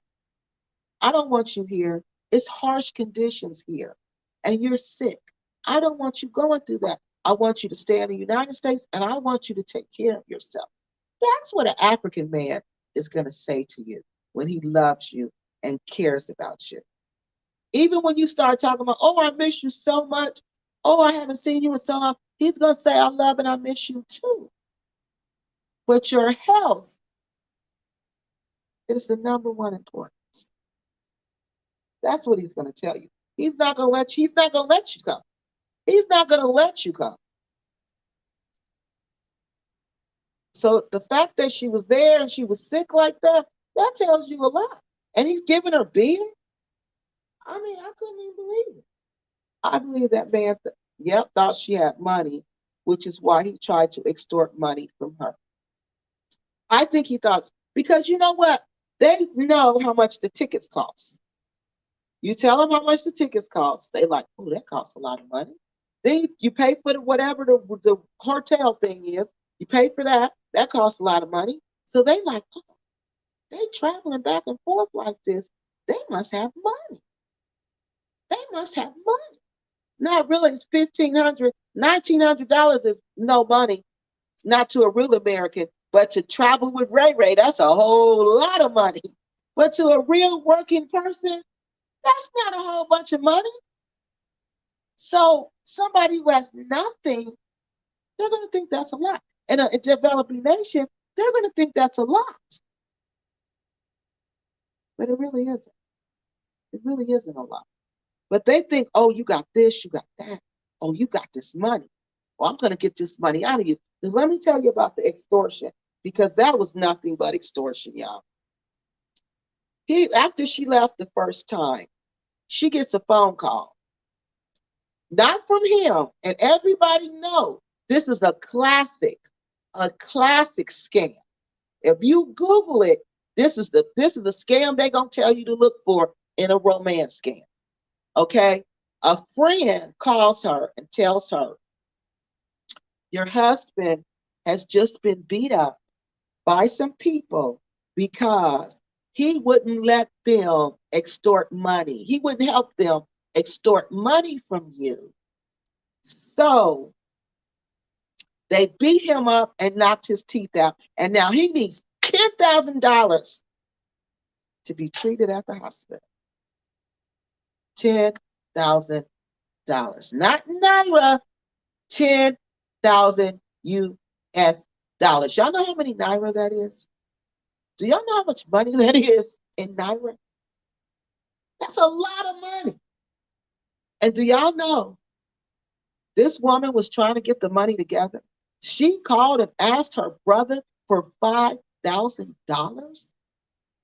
She started a GoFundMe to try to get all this money together for him because she believed it.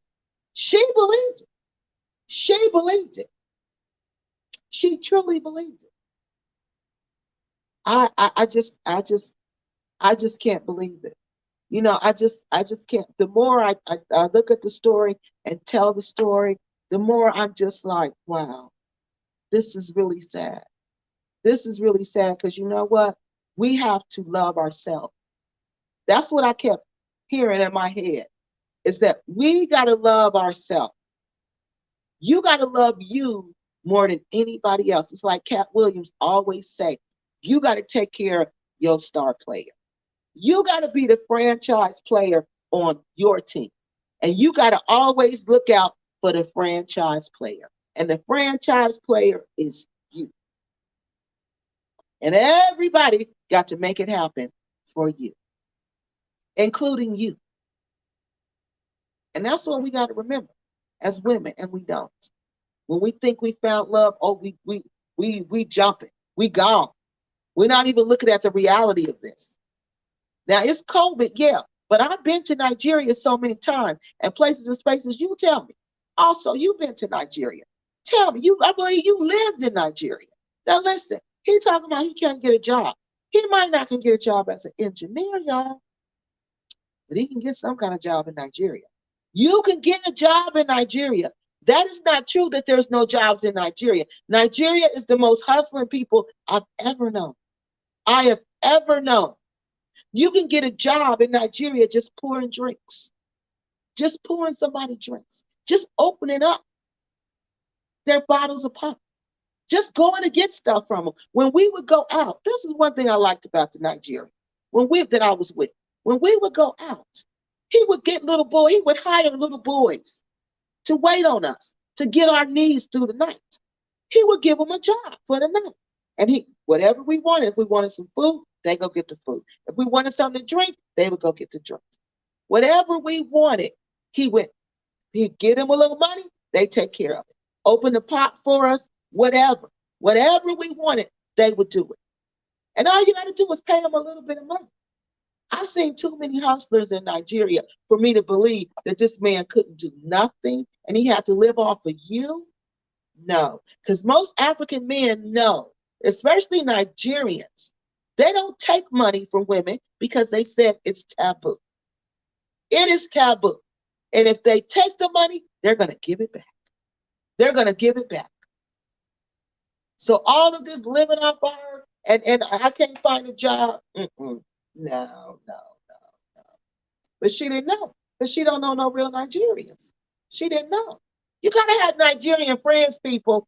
You gotta have Nigerian friends that are really your friends. Because they'll tell you that's not true. They'll say that ain't true. He was living before he met her. The economy had turned before he met her. How was he living then? How come he can't live like that now? But if you don't have friends from these places, you're not gonna know the truth. You're not gonna know the truth at all. Especially Nigeria, you ain't never gonna know the truth. I had lots of Nigerian friends who was telling me, and they were men, and they were constantly looking out for me, and they were constantly telling me when something didn't sound right. And you gotta have that. One of them warned me about my ex, but I didn't listen to him. I told him he was jealous. Will she receive SSF? I think she was, yeah. Until they found out they was in Nigeria. Okay, that was another thing I said. I said, okay, let me ponder this money situation. She getting checks for them little boys. She getting disability, double disability checks for the little boys. Okay. She getting this. She probably getting one for herself also, because if she's that medically ill, she probably can't work. So let's say she getting a check for herself. She getting a check for the twins. That's nice money to live off of in Nigeria. And that's what he's thinking about. And that's what he saw them as, checks. But he don't know how our system works. He probably didn't realize that once something happens to Miss Denita, her check stopped. And see, what I believe she did is when she got there, whatever money she had, she gave it to him. Because see, the men handle the money in Africa. Women don't walk around with money like that. Men handle the money. They pay for the things in Africa. The women don't. So she probably said, here, honey, here's all the money. I'm going to put it in the bank account. And she probably had an ATM card. And she showed him where the ATM card was and gave him the code. And she probably said, we get these checks on such a day. He knew all that when she got there. Because when did she get there, y'all? About the 12th. She died on what? The 3rd? And the 5th, when did them checks come out? About that time. About that time. Yep. So that's a nice income that you got, along with the lump sum. Because even if Miss Denita wasn't getting a check, them 2 boys was. And that lump sum of money she brought with her. Because the person didn't say whether the brother gave her the $5,000 or not. So who knows how much of the $10,000 she got? She was taking a risk with her kids. Yeah, and that's just crazy. And that's the part I couldn't understand. Because let me tell y'all, when I used to joke with my mom about me moving to Nigeria, you know what she used to tell me? You're not taking my grandkids. She would tell me, you can go anywhere you want to, but you are not taking my grandkids out of this country. If you take my grandkids out of this country, I'm calling children's services on you. I'm calling children's services on you, and I'm telling them you neglected my kids, my grandkids, because you taking them to Africa. And y'all, I never even thought about doing that because I knew I was going to have to battle with my mother and their fathers, because she was going to team up with their fathers. So I know that. So I was like, that never even entered my mind. And then having been to Africa, I know what it's like. I know how rough it is there. I wouldn't take my baby. I would not take yeah, I don't think little kids should be there unless they're born there because of the immune systems, number one. The little kids who are born there, they have an immunity to those diseases over there, infections and diseases. Our kids don't. Our kids got these American systems, immunity systems, where we got to get injections so we can be immune to stuff.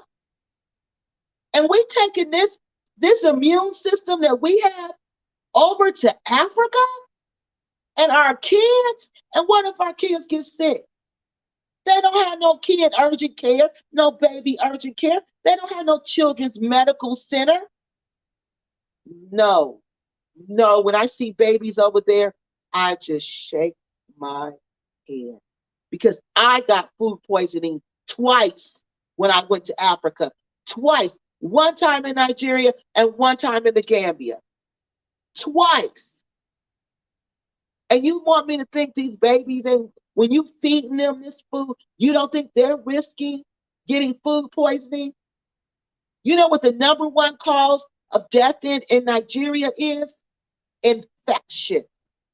Infection. Can you believe that? Infection.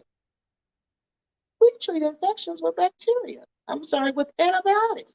We kill bacteria with antibiotics. Infection's nothing for us. Nothing. But in Nigeria, they're still dying from infections. Because let me tell you, when I got back from Nigeria and I was sick and I had to go to the hospital and they didn't know what was wrong with me, when I told them I was in Nigeria, they called in a specialist. Do you know this doctor told me? He said Nigeria has a tropical climate. So there's so many viruses over there that we haven't even identified. So he said, I couldn't begin to tell you what kind of virus you had. He said, all I know is you had some kind of virus and that's it. Because I can't begin to identify because there's so many of them and they haven't even been identified yet. And you people really want to take your babies over there. I can't believe it. I just can't believe it. And malaria, it kills Africans. You think it's not going to kill us? That's what they thought I had, malaria. They was treating me for malaria. It was just, y'all, it was crazy. And when I realized that I had drank the ice, and that's where the food poisoning came from. Well, it wasn't even food poisoning. I guess it was some kind of waterborne virus. Then I told the doctor, I was like, oh, I forgot to tell you, I drank the ice. And I said, is that like drinking the water? You should have seen the doctor's face. The doctor looked at me like, yeah, that means you drank the water, and that's what's wrong. And I was like, oh, I'm sorry. So we both kind of laughed at it. But I didn't even remember that because I had ice in my drink. And the ice was made from the local water. Yes. And you want to take your kids over there. They take their kids over there. I just can't even believe it. I can't even believe it. I can't even believe they do that. Yeah, and I think that's just crazy.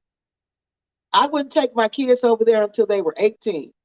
I would do it as an 18-year-old gift. Like when you turn 18, here's a present. But I wouldn't do that to the little kids. Then he wasn't happy that she came there broke. No. Health issues. No, he wasn't happy she came broke. She probably said, I'm coming with the money I got. Then he didn't know about the special needs of autistic kids because they really got special needs. He didn't know about that. So he didn't care about that till they got there. And then he saw what it was like. Yeah, I've had to teach autistic kids. It is very difficult dealing with those kids. Those kids do what they want to do. And if you don't let them do what they want to do, they're going to have a total fit. And it's a bad fit, okay? It's a bad fit. And you better hope they don't have a fit on you. Tell them how it is. I'm trying to tell them how it is. Because this is for real, y'all. This is serious. This is not something we should be taking lightly. This is not something we should take lightly. Right places and spaces, a lot to put into on some right. Now, CW, baby girl, you're right. And I didn't even think of it from his perspective. You're absolutely right. This man had no kids. This man had no responsibility. You could tell he was young. This man was a young man. Young. Okay? And all of a sudden, he goes from being a single man to being married to a woman who has serious health issues, who has mental. Now, don't forget, she got mental health issues too. She also got mental health issues because he went on the show. Remember? Did I tell y'all he went on the show and was talking about how Africa didn't advise Nigerian men to marry African men to marry African American women because we're bipolar and basically we're crazy. Okay, so I think he wasn't ready to deal with somebody who had mental health issues, who was bipolar, because living with somebody is different than visiting with somebody. Okay, so not only are you dealing with having a wife who has mental health issues and who have medical issues, you're dealing with two kids who have special needs. And you're not used to kids at all because you don't even have kids. And these are preteens. So you're right. That's an awful lot to ask somebody to deal with. And me personally, I wouldn't have asked him to deal with that. I wouldn't have. I wouldn't have asked him to deal with any of that. I wouldn't have asked him to deal with that. I just wouldn't. I wouldn't have took my kids there. He wouldn't have had to deal with my kids unless he came here. And then I would keep it to a minimum. I would just keep it to a minimum. I would let the kids go with their dad, and I would kind of work it out with him until I seen how this man was going to treat my kids.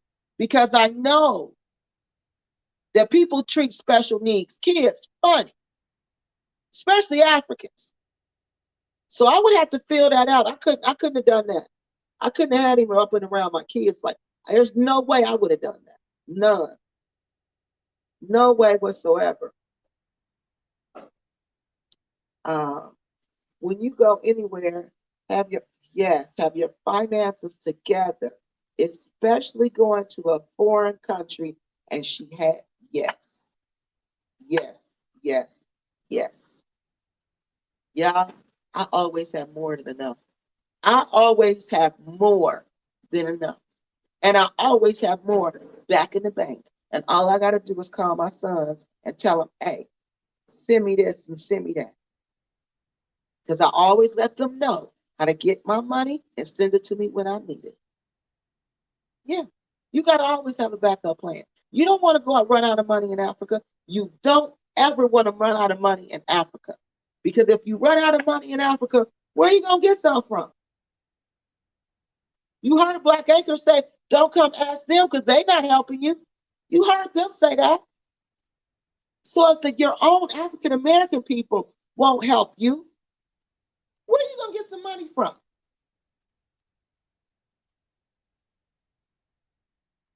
Nobody's going to help you over there. You'll just be out of money and stuck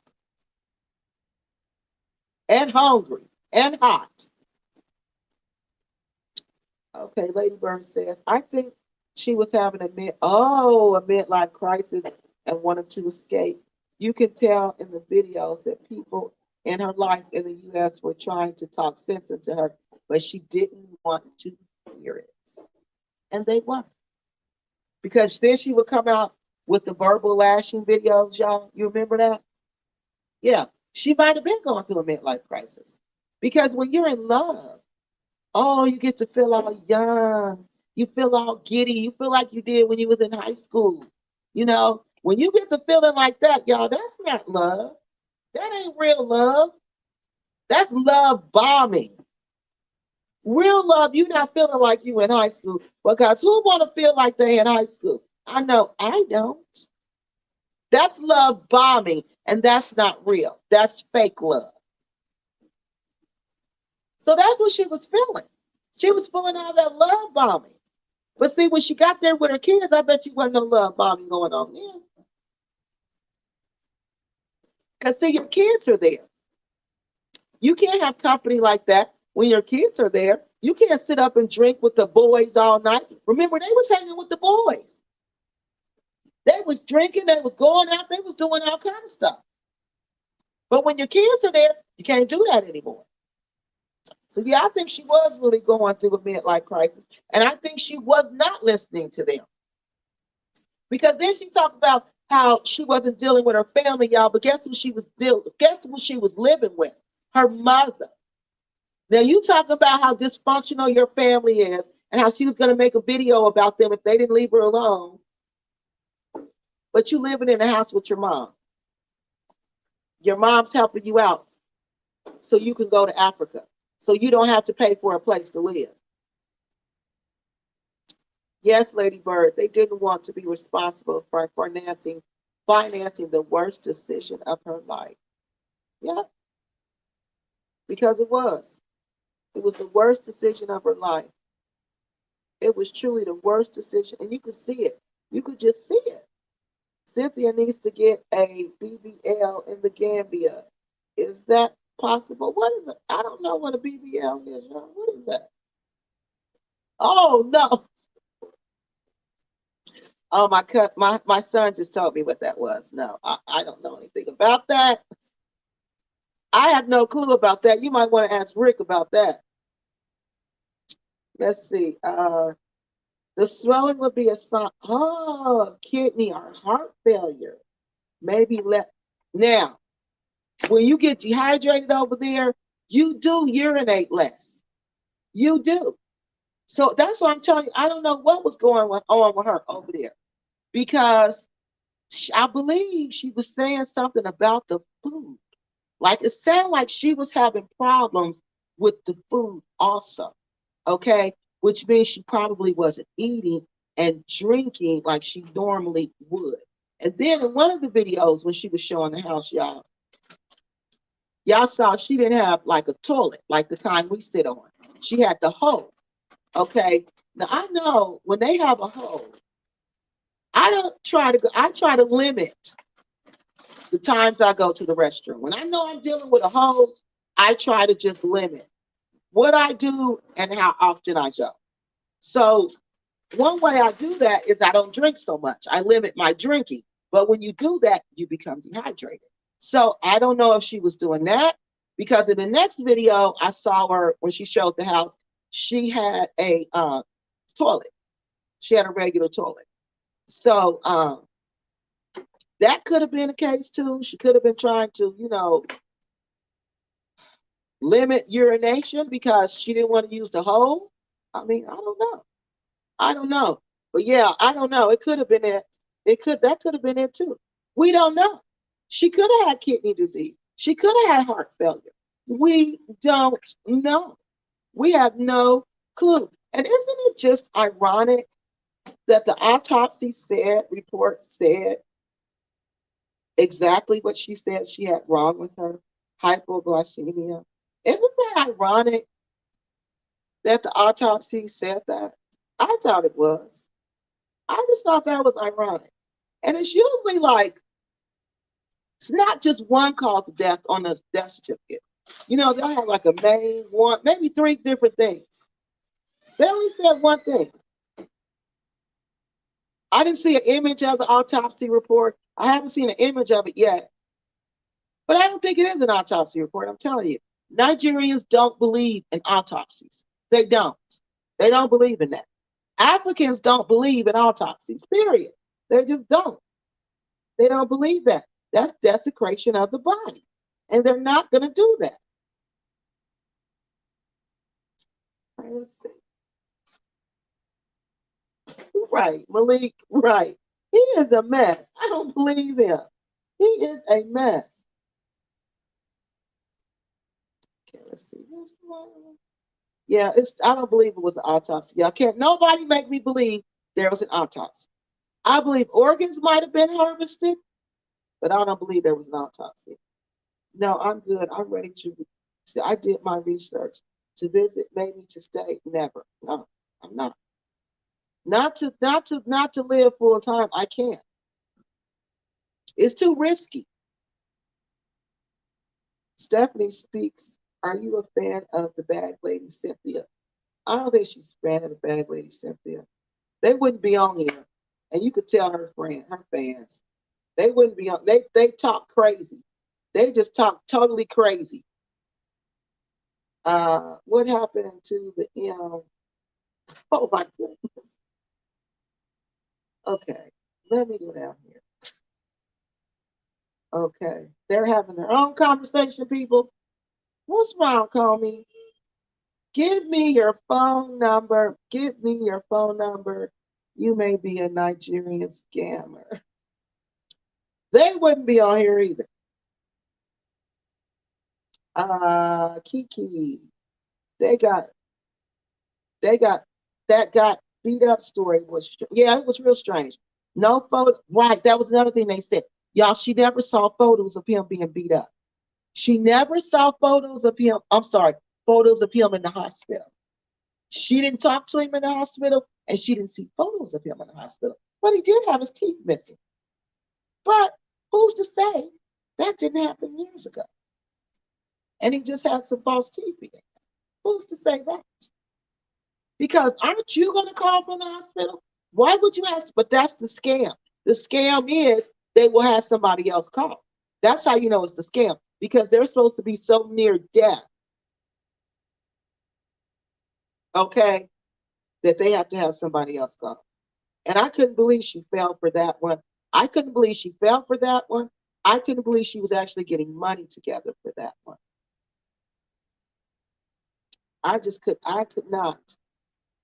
not believe that. I was like, oh, I wonder if there was some kind of mind control spell on her for real.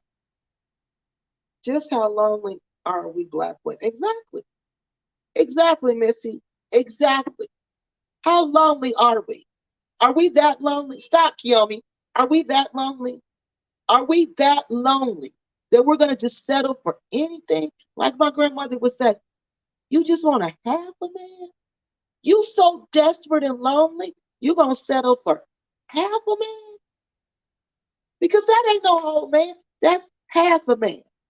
If he got to ask you for money, if you got to take care of him, and I'm not talking about, okay, I'm going to help him out. I'm helping out with the bills. That's totally different. But she wasn't helping out with bills. She was taking care of everything. And she said she was glad she could do it. Right. Just how desperate are we? Just how lonely are we? We probably look like a bunch of fools to everybody right about now. That's why you see all these Africans trying to talk to you when you go to the Gambia. Africans who you think, what in the world makes you think that you even have a chance? I'm sorry, y'all, I thought I seen something outside. What makes you think you even have a chance talking to me? Because they think you desperate, just like all the other ones is desperate. They think you part of the Lonely Hearts Club because they part of the Lonely Hearts Club. I opened up a company pimping in Nigeria, but pimping ain't easy all over the world. It sure ain't. Pimping is not easy nowhere. Nowhere is pimping easy. Nowhere. The dude was not an engineer. Professional people there don't sit around with it. No, she's right. They don't, because they ain't got time. They don't. They don't. With them and their boys with no shirts drinking in front of their wife. She's right. They don't. That's how you know he wasn't a professional. They may introduce you to their friends, but their friends are going to be dressed and covered up. That threw me off.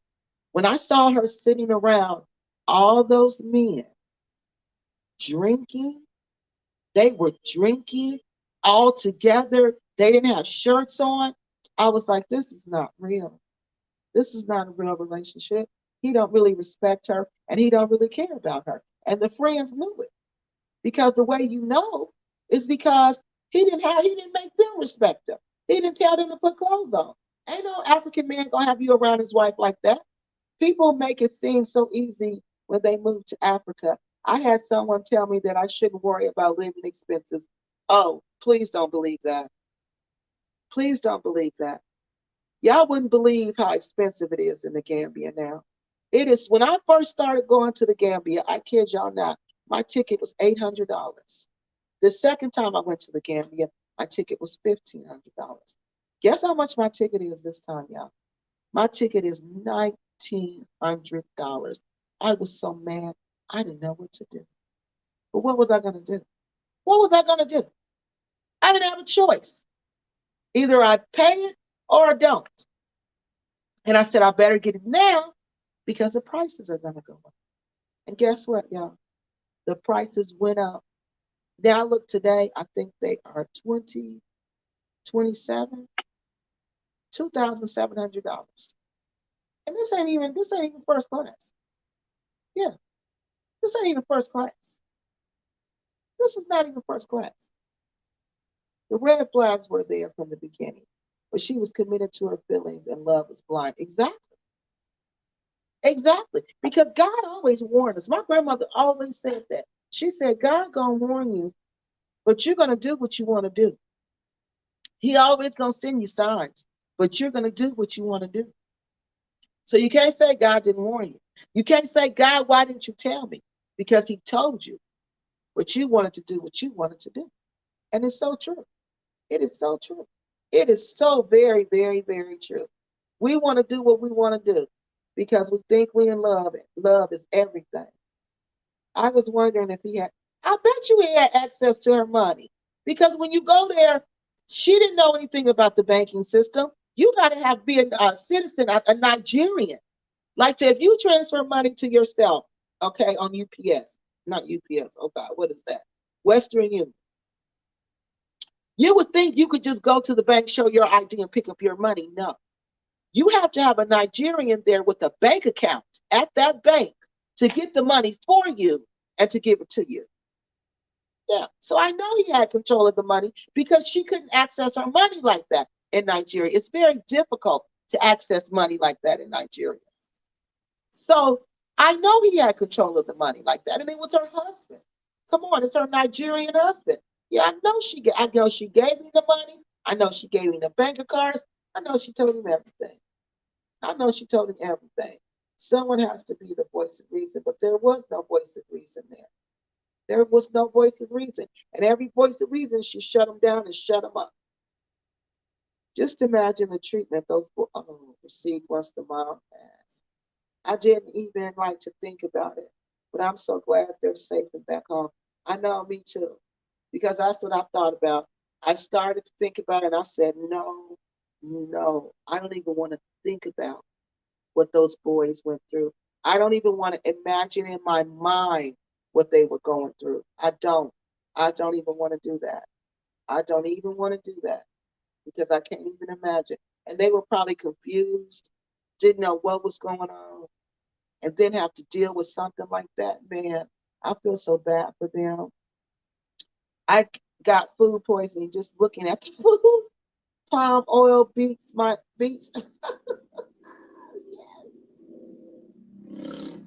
Palm oil. Oh my God, and they love it. They love it. They love it. I can't. And they put fish in everything, and I can't stand fish. Not like that. I like grilled fish on the side, but fish seasoning and everything tastes like fish. No, I don't like that. I can't stand that. But that's how my ex told me. He knew I was Nigerian. He said we were teasing. This wasn't the ex Nigerian. This was a Malayan. We would always go out. We used to go to this nightclub all the time, this African nightclub. We would laugh at the Nigerians, right? We would just sit in there and laugh at them all night long because they would just be in there by themselves. They would be old Nigerian men by themselves, just buying young girls drinks. And so we would just laugh at him. And he would always tell me, I bet you when you get your DNA tested, you're going to be Nigerian. I said, why you say that? He said, because you can't stand Nigerians. And he said, that's usually how it goes. He said, either you're repelled by it or you're drawn to it. And you guys, I used to could not stand Nigerians. I'm telling you, I couldn't stand Nigerians, could not stand Nigerian food. I still can't stomach Nigerian food. I can't eat it like that. But to find out that 39%, well, used to was more than that. They broke it down some more. So it's 39 and 39, 39 Cameroonian, 39 Nigerian. So I can go either way. So Nigerian part of me, yeah, that was it. That's why I was so repelled by it, because that was who I am. That was my ancestors. That was them giving me a message. This is who you are. You're Nigerian. Because no other African country did me like that. Because remember, I went to Cameroon. That was the first African country I ever went to. And I love Cameroonian food. I love it. I love Cameroon. I love the Cameroonian people. But I love Nigerian people. But Nigerian culture, oh, the men, I didn't like them for a long time. Our bodies have built up immune systems, but not to microbiome that's contaminants in foreign country. Micro contaminants that going it in foreign countries. Exactly. That's why I got sick from drinking ice, because those contaminants were in that water. The people there, they're used to it. He can drink the water, but I couldn't, because my body was not used to that. And it just got, oh, y'all, I was sick. I was so sick. I was in the hospital. I was sick for 40 days the whole time I was there. And when I got back, I passed out. As soon as I got home, I remember I was thinking I'm going to drink me some coffee, because I was feeling just real tired. And I remember I was talking to my family. My mother, my niece, and my sister was there, and my son. And I was drinking the coffee, and I just started feeling real lightheaded and dizzy. And I said, okay, I'm going to go lay down. I'm just feeling real lightheaded. And I got up, and I just remember passing out. I just remember everything going black. I remembered everything going black. And that was it. And I remember my son caught me. I remember going down. I remember my son catching me. And then I didn't remember anything else. And I woke up. I was sitting in a chair, and they were fanning me. They were fanning me because I was sweating. I was sweating real bad, and they were just fanning me. And I'll never forget the look on my family face. They looked so scared, because my mom didn't want me to go there anyway, because she was scared, because of what happened to Miss Denita. She was scared these things was going to happen to me. So when she saw me faint, oh my God, y'all, she thought for sure somebody had put some kind of spell on me. It was just crazy. But it was nothing. I had got really bad dehydrated from that drink. I got infection. I got food poisoning. It was just bad. Girl, you ain't lying. I got food poisoning because the pot wasn't cleaned out right. And that's what I'm talking about, y'all. They don't clean the stuff the way we do. Like how we clean everything out of the pot in hot water and soap. Sometimes they don't use hot water. Sometimes they don't use soap. Sometimes they just rinse it off and just use it. I remember I was thinking coffee one morning, and we were staying at a bed and breakfast stand. And I looked at the cup. Something just told me, look at the cup. There was coffee stains all down the cup where somebody had been drinking the coffee the day before, and they had ran down the cup, and they didn't even clean the cup. It looked like they had rinsed it out the inside and just put it back on there. And then one day I was we had went to the registry, and I was at the registry. I was watching this lady prepare noodles. I was real hungry. And my ex told me, you can't eat that food. And he said, because she's preparing it outside and you cannot eat that food. And I was so hungry, but I was watching her prepare the food. Y'all, do you know next to her, say this is the food right here in front of me. There was a thing of gasoline right here. There was a thing of oil right here. There was dirty pots right here. And she was mixing people's food and serving it to them. She wasn't washing her hands, nothing. She had she had a thing over here that had water in it, but it wasn't hot. And she would just dip the dish in there, dip the thing in there, and give them the food. Yeah, that's how they do it. That's why you can't eat food like that. You got to go to certain places and eat food over there. That's why I don't know why Miss Denita thought she could do that. Because she was in love, and love was lying to her. Yeah, she's right. Living in the U.S. does make you bipolar. Yep, it does make you bipolar. All the extremes you go through in one day.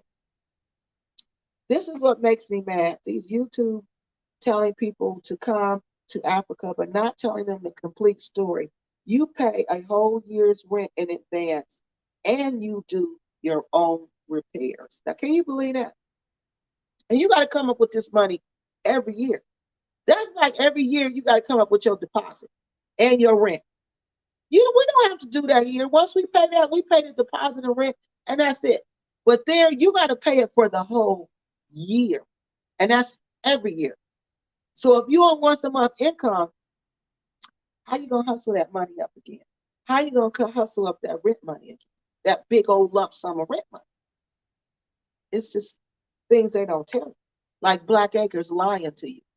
They lie. If it was so good for them, why do they dress like that, y'all?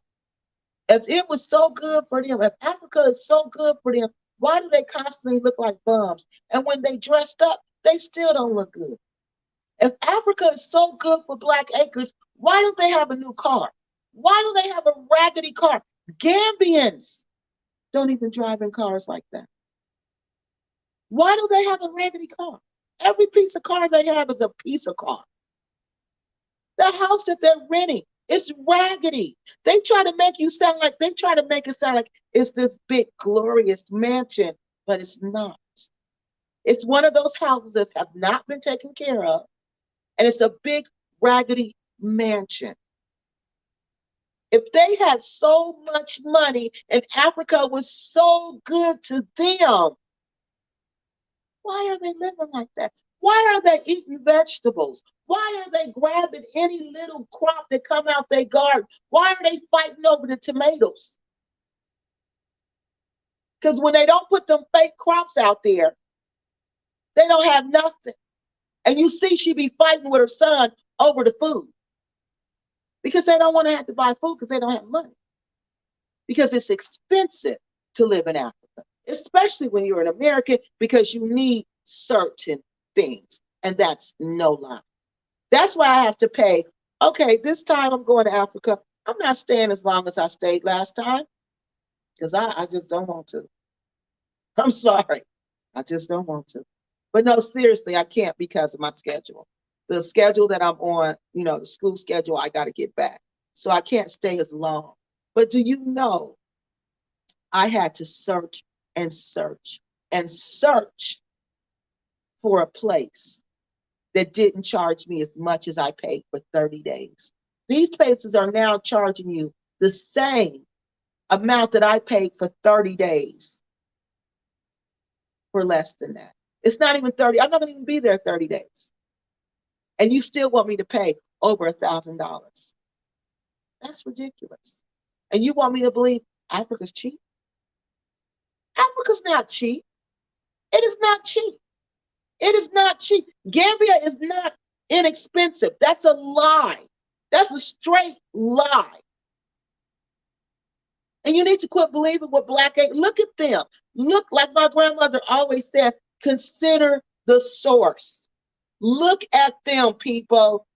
Do they look like they got money? Do they look like they're doing well? So why would you believe anything they say?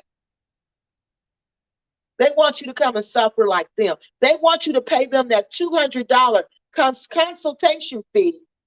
They want you to pay them that so they can go eat again, eat some meat, because they do eat meat. Because every time they got money and they go out, they eat meat. But then when they at home, they vegetarians because they can't afford the meat. Let's keep it real, Black Acres.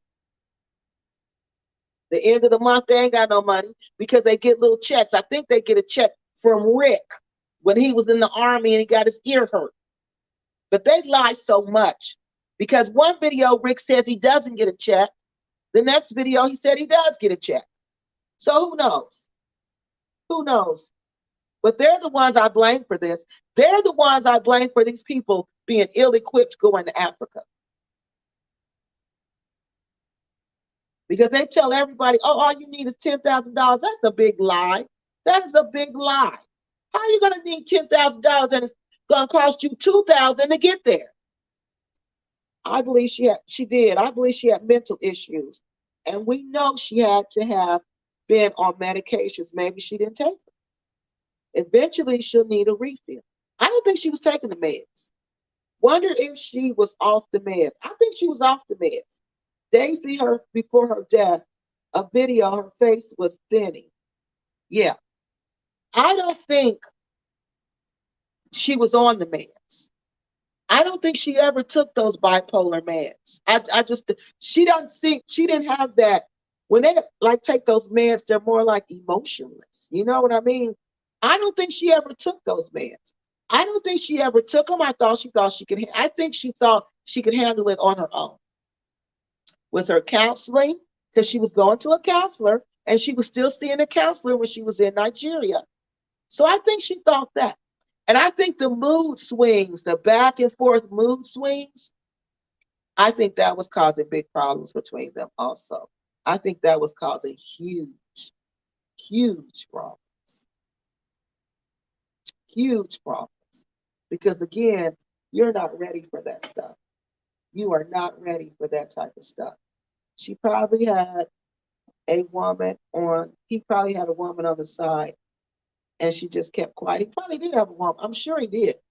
I'm sure he did. I'm sure he did.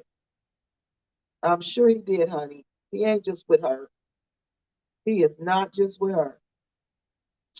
Autistic kid needs special attention, especially at school.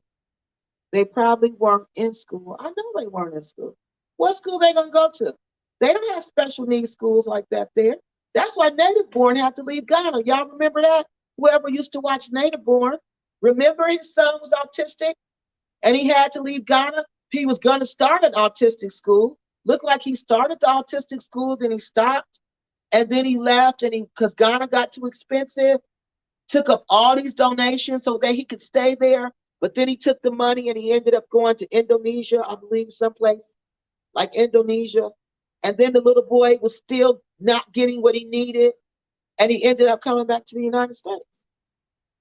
Yeah, he ended up coming back to the United States. So, no, they don't get what they need in other countries. And that's child abuse right there. That is child abuse. That you have autistic kids and you know they're not going to get serviced the way they need to be serviced in another country, but you take them anyway. The United States will consider that child abuse. Child abuse. Oh, you like Nigerian food? Ooh, I can't take it, y'all. And I wish I could because it looks so good. But then when I taste it and I taste all that fish, I'm like, oh no. From the conversation, from the conversation, my advice for African American women is to maintain their role as a woman and not to take and not to take over the role of a man. She is so right. Also, they should marry AA men more because of the cultural difference within the African men. Well, Miss Keita, we don't want to. I'm sorry, we don't want to. That's one of the things we like about them is the cultural differences. I know me. That's personally what I like. I think it's interesting to be married to someone from a different culture because I learn a lot. I learn so much. I get introduced to different foods. I get to go different places. I get to experience different things. So I really enjoy being married to men from different cultures because I learn a lot. Look how much I've learned from the Nigerian about East Side culture. Beautiful, come close these blinds. So if I was married to an African American man and I only dated African American men, I wouldn't know this much about Africa. I would just know about African Americans.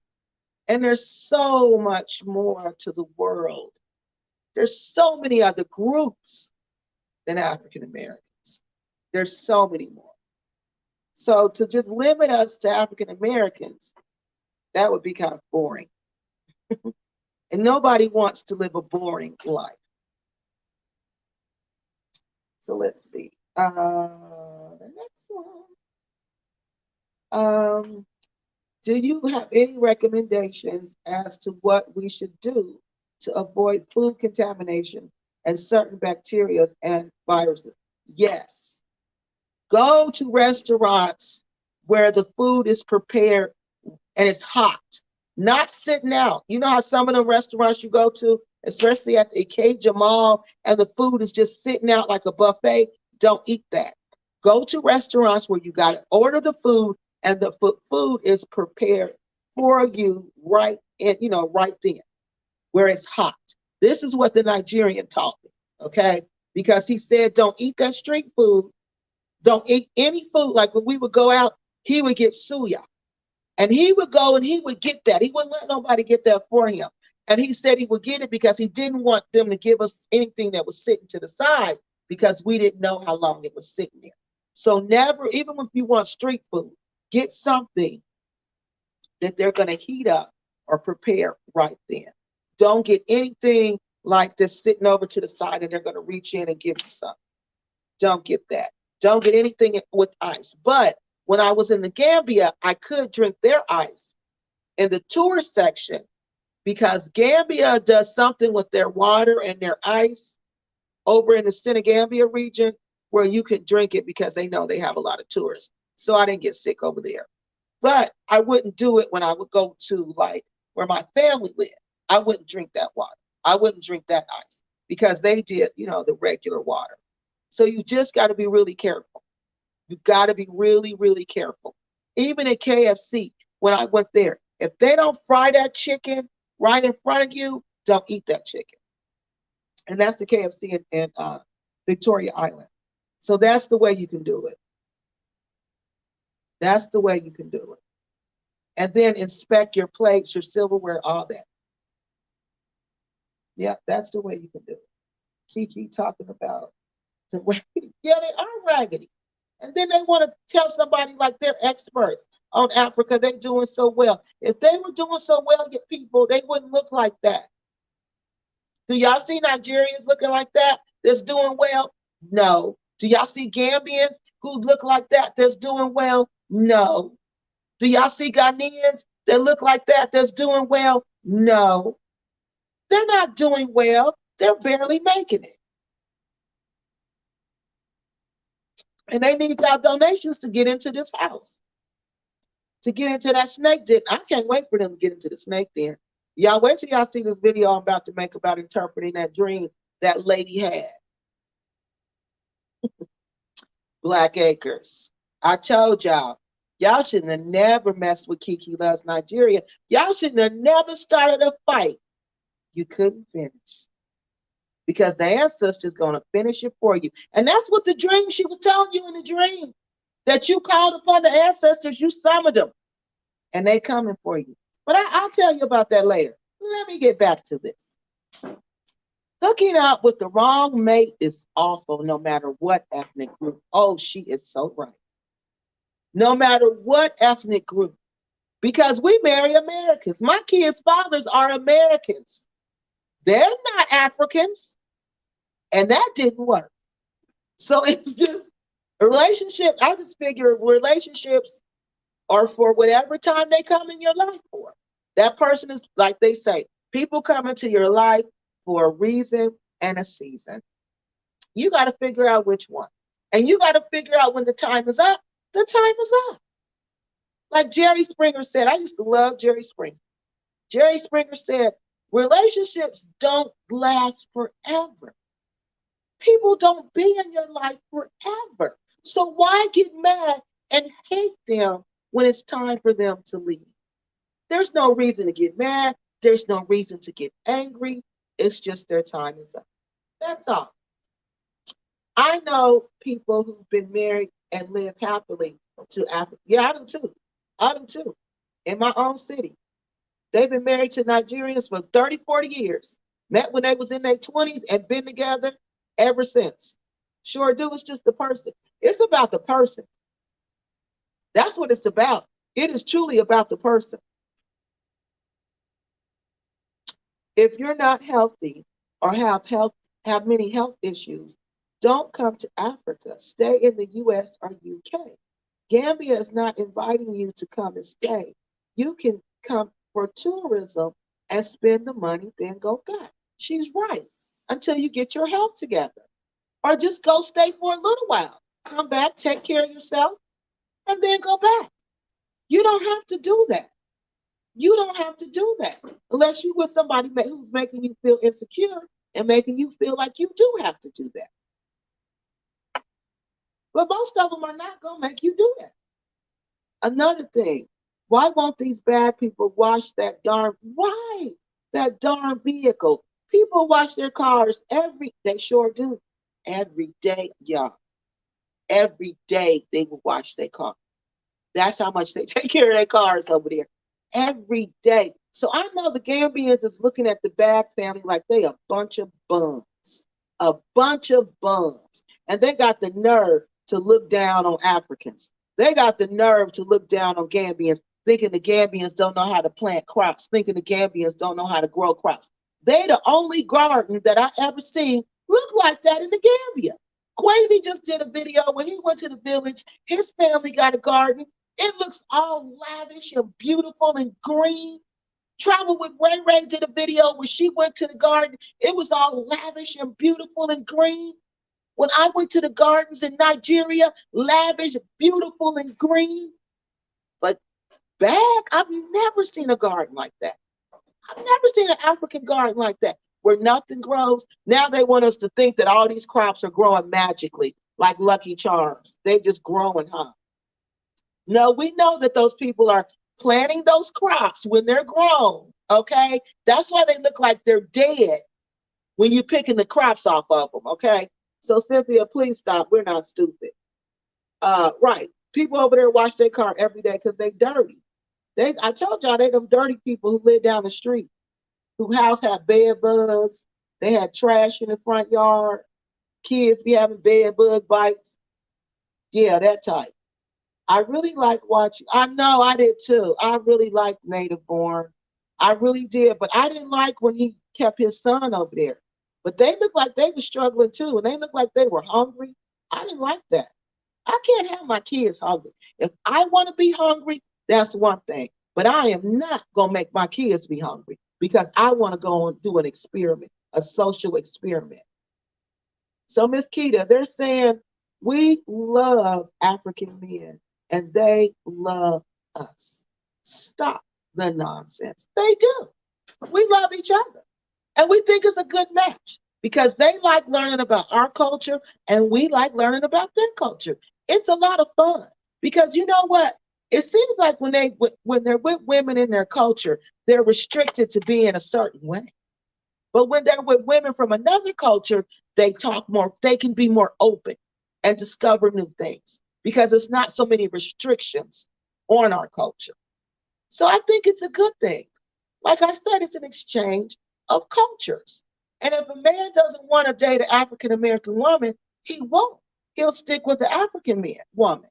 But there's a lot of African men who like to learn about our culture. They enjoy being with the, you know what they tell me? They tell me African American women are a lot of fun. That's what they tell me, that we're a lot of fun, that we are a lot of fun. They tell me when African women get older, they become old and boring. They said African American women are not like that. They are a lot of fun. They said it's like they don't get old. They don't get old. They mature, but they don't get old. They don't let life take them and make them into something old.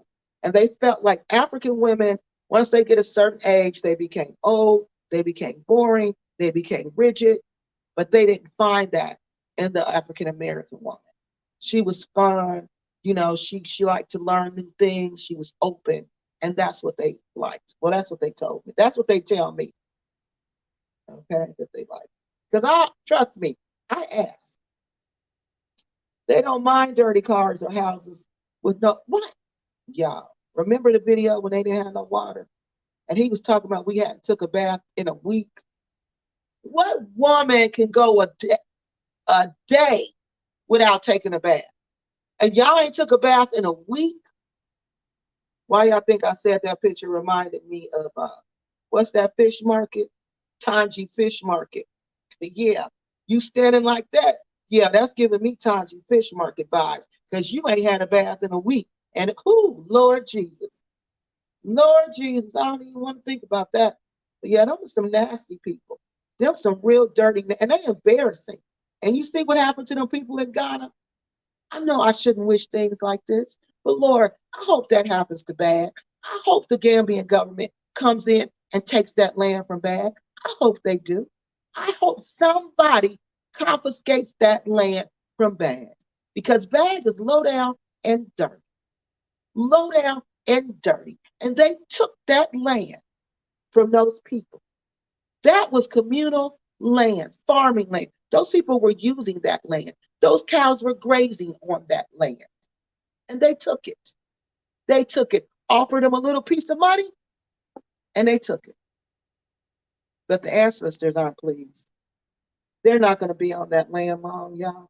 Let's see what happens to them. Right. Only street food hot off the fire. Right. Remember that. Street food hot off the fire. Remember that. That's the only time you can eat it. If it ain't hot off the fire, say, oh, no, thank you. I already ate. I said that so much when I was there. Everything and everywhere looks so unclean in those small villages of Africa. If I ever go, I'm going to a city that looks like America. Lagos looks like America. Some parts of the Gambia looks like America. Senegambia, all of that. They have parts that look like America. Stay in that part. Stay in the part that look like America. Just stay in that part. But you still got to be careful. Nigeria's really look like America, unless you go to the country village part. See, she wasn't in the urban area. And if I was going to go live, I'm sure not going to live in the village. I am not going to live in no village. That's crazy. That's where it goes down at in the village. That's why people are suspecting ritual killings, because she's in the village. I would have never went to the village. That man tell me I'm not going to even stay in the village but one night. I'm going to stay one night, maybe two, and then I'm gone. Because I can't take that. It sounds like Miss Keita's channel don't want us AA women to marry African men. You can't stop us or control what we do, just like we can't stop you or control what you do. Exactly. Exactly. And I think it's a good mix, actually. I think it's a real good mix. I think it's an exchange of knowledge and information. Sunrise, we want our ladies to marry too. Okay, our population is 60% women and 40% men. So the men are not enough. Beautiful. Okay, y'all got to plug up my phone. So the men are not enough. So that's interesting. Beautiful. So you want us to leave them alone so y'all can have them. Oh, so you feel like we're taking the men from y'all. Now, that's a problem. Now, if we're taking your men, then there's a problem with the relationship between the Gambian man and the Gambian woman. And I remember when I was on this one show, beautiful. I was on this one show, and this Gambian woman actually came on there and said her Gambian husband was not good in bed. The Gambian men were not good in bed. Now, when she said that, I'm thinking to myself, why would they? She was talking about the same thing you were talking about, that they shouldn't be marrying us and this, that, and the third. But if you're on YouTube telling everybody he ain't good in bed, there's a problem, honey. There's a serious problem. Yeah, I gotta find the remote control. Can I get the remote? Thank you. So there's a problem. There is a serious problem, and it's not us. I know the chart. Did y'all see what she just did? There's a serious problem, and it is not us. If there's a problem that your own men are not wanting to marry you, the problem is not us. Is your computer dead? No, the problem is them. The problem is something y'all two need to talk about, okay? We're not included in that conversation. Please get your face out of the camera. I have to and even less than 40% for, yeah, she right. Oh, okay, y'all, my mic is off now. I'm gonna have to talk without my mic. Make sure, tell me if y'all can hear me, because I have to plug up my phone. Okay, so, did you really just do that? Sorry. Okay, so less than 40, so she's right. For a good one, it's less than 40%. It's less than that. Right. It's less than that. So it's just, I don't know what to tell you. We're not stealing men. We're not going over there stealing them. We're not kidnapping them. At least I'm not. I'm not doing any of that. I've never done any of that.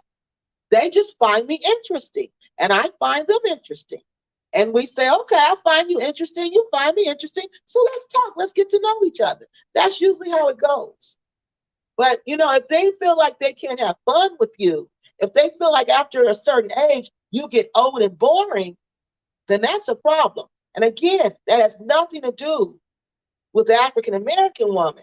That has everything to do with the Gambian woman.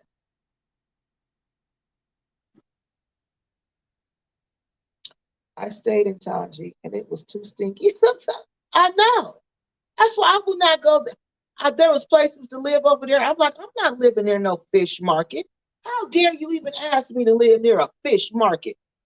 I was talking to the computer because I'm like, no, how dare you even suggest? And they don't tell you you near a fish market. If I didn't know about the Gambia, if I didn't know about the Tangi fish market, I would never know these places are near that fish market. And no, I can't stand the smell of fish. I'm gonna have attitude every day, all day. No. Kiki, you already said that the women think we will take their men. They do. And you know who told me that? My friend from Ghana. She told me that a long time ago.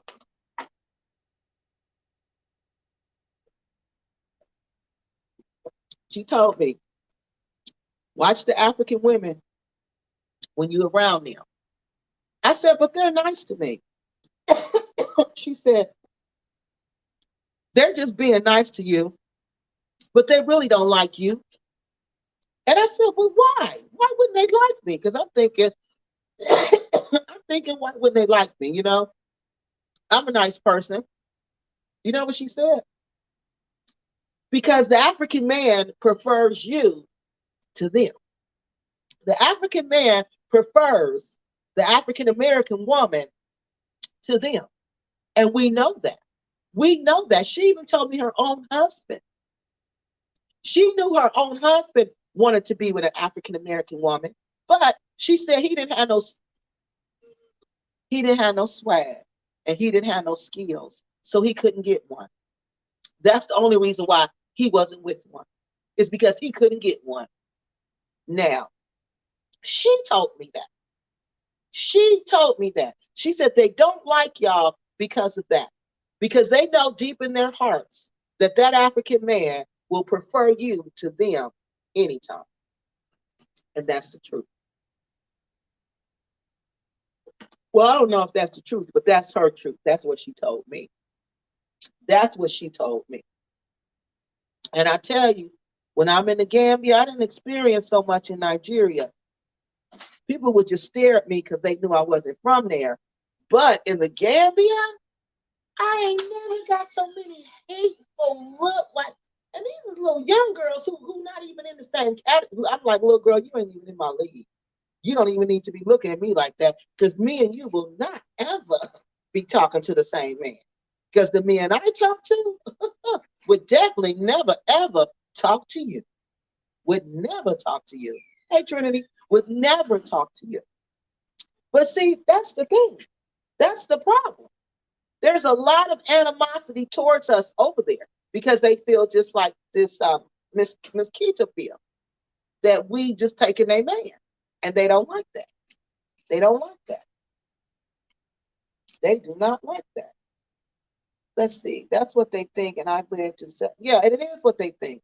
And she wasn't lying too. And then my friend from Gabon told me the same thing. She told me don't trust them, don't eat their food, don't do none of that with them because they're not cool with you. They may pretend to be cool with you, but deep down in their heart, they don't like you and they never will like you. Yeah. All right, y'all. We've been on here for 2 hours and 43 minutes. It's time for us to get off of here. We talked about Miss Denita. So we all agree that we'll never know what it was. We won't know if it was a ritual killing. We won't know if her organs were harvested and sold. We won't know if it was a natural death. We don't know if it was hypoglycemia. We don't know anything. Because how do we even know the autopsy was real? How do we know that? How do we even know she had an autopsy? We don't know that. We don't know anything but what the man told us. That's all we know, is what this man told us. That's all we know. Right. Beautiful is, oh, beautiful is beautiful. Oh, thank you. She'll love to hear that. That's my baby. So, this is what I'm saying to y'all. We got to be careful. Don't let Miss Denita's life be in vain. Don't let her death be in vain. This, she wanted to educate us. We're going to take this and we're going to learn what not to do. We're going to learn not to be desperate. We're going to learn not to be lonely. We're going to learn not to take our kids to Nigeria or any African country. We're going to learn to take care of our health. We're going to learn to take care of our franchise player, which is ourselves. We're going to learn to always to put us first. Always put us first. That's what we're going to learn. That's what we're going to take from Miss Denita's life. We're going to continue to date African men. We're going to continue to date whichever country we want to date. Nigerian, Cameroonian, Ghanaian, Gambian, wherever, Senegalese, because we can do that. But we're going to be wise about it. We're going to be wise about it. We're going to be knowledgeable, and we're going to be wise about it. That's the difference. That's the difference this time, y'all. We're going to be wise about what we do. Yes, and may Miss Denita rest in peace. I hope she can rest in peace, y'all. Yeah, that's what I want. I want her story to be told so she can finally rest in peace, because now it's out there. Now the story's out there. Now we know that it was just a series of bad decisions. That's all it was. We can't blame the husband because we don't know. It ain't no point in blaming that man. We don't know. And like one of the ladies said, look at everything that was put on him. I wasn't even considering him and what he was going through. He went through a lot.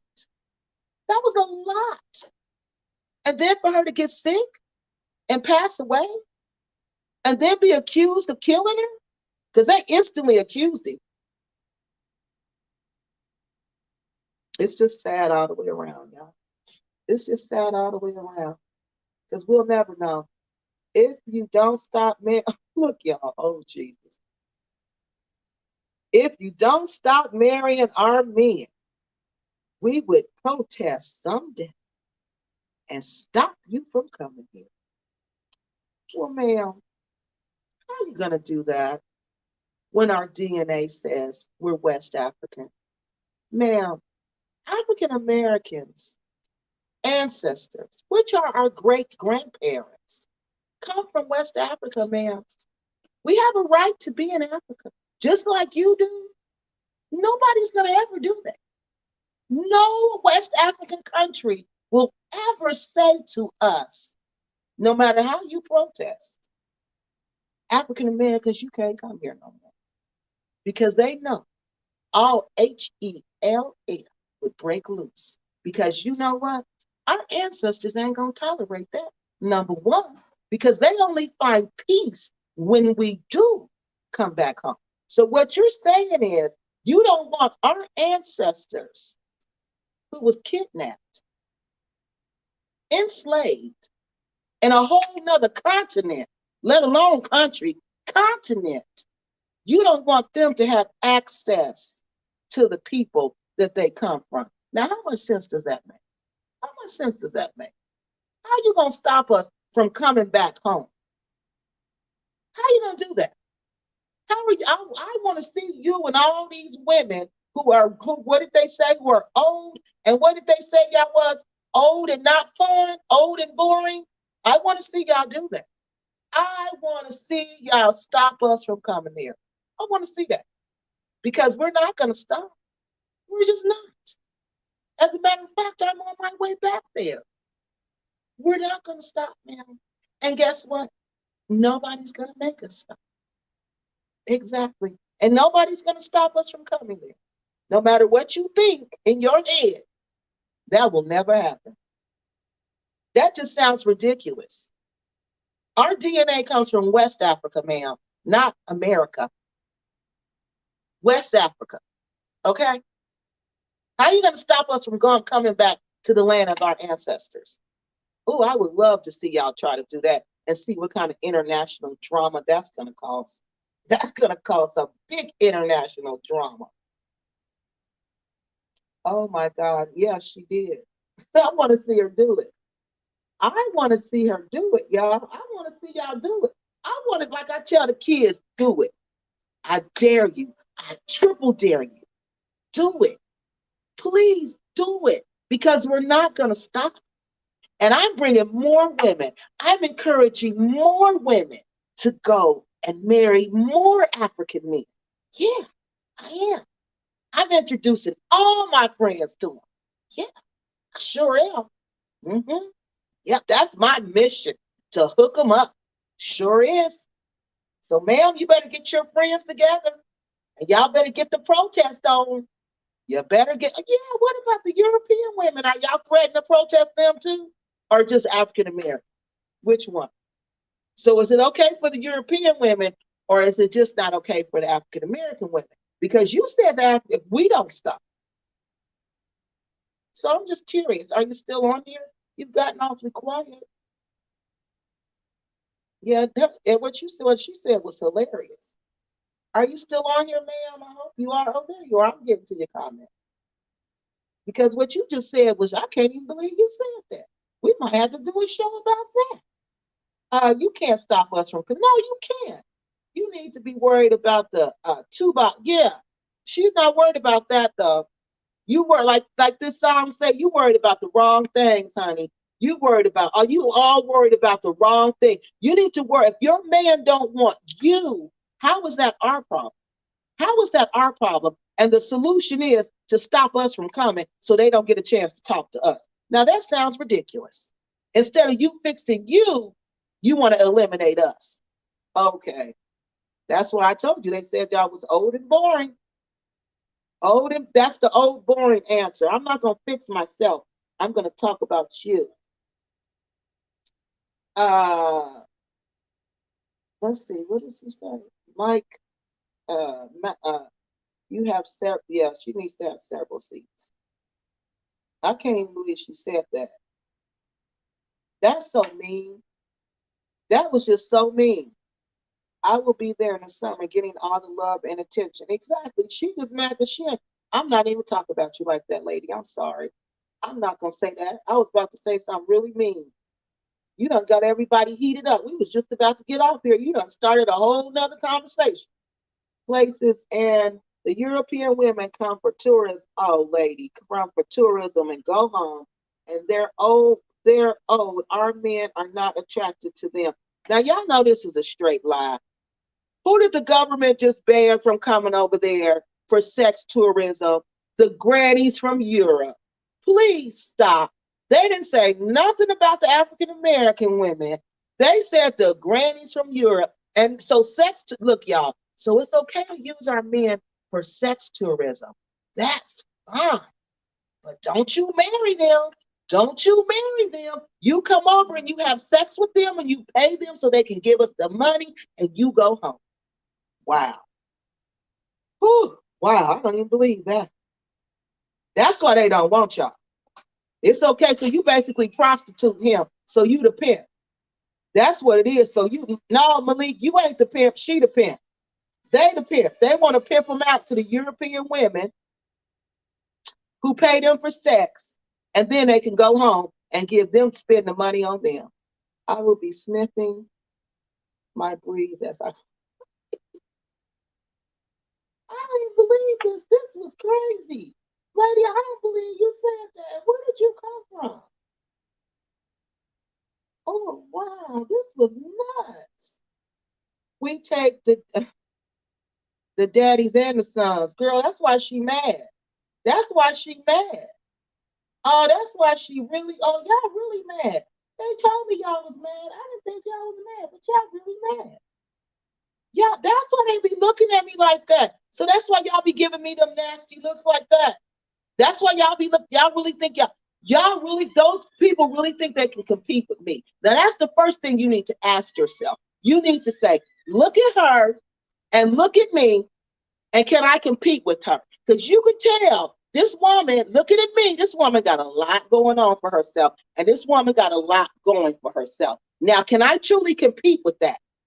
That's the first thing you need to ask yourself. Okay. before you blame me for your shortcomings. Now I'm trying to get off here, woman. Oh, hey, I play with toys. It's good to see you. Yep, I'm trying to get off here, but you want to say some foul stuff. I wonder if you even a woman. Now I'm coming to Africa. Right. I wonder if that's even a woman though. That probably ain't no woman saying that, y'all. That's probably a man pretending to be a woman. But she's speaking what many of the women feel. Yeah, she is.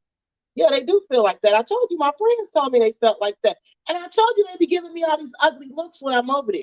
Like mean mugging me. And I'm like, girl, please. We're not in the same league.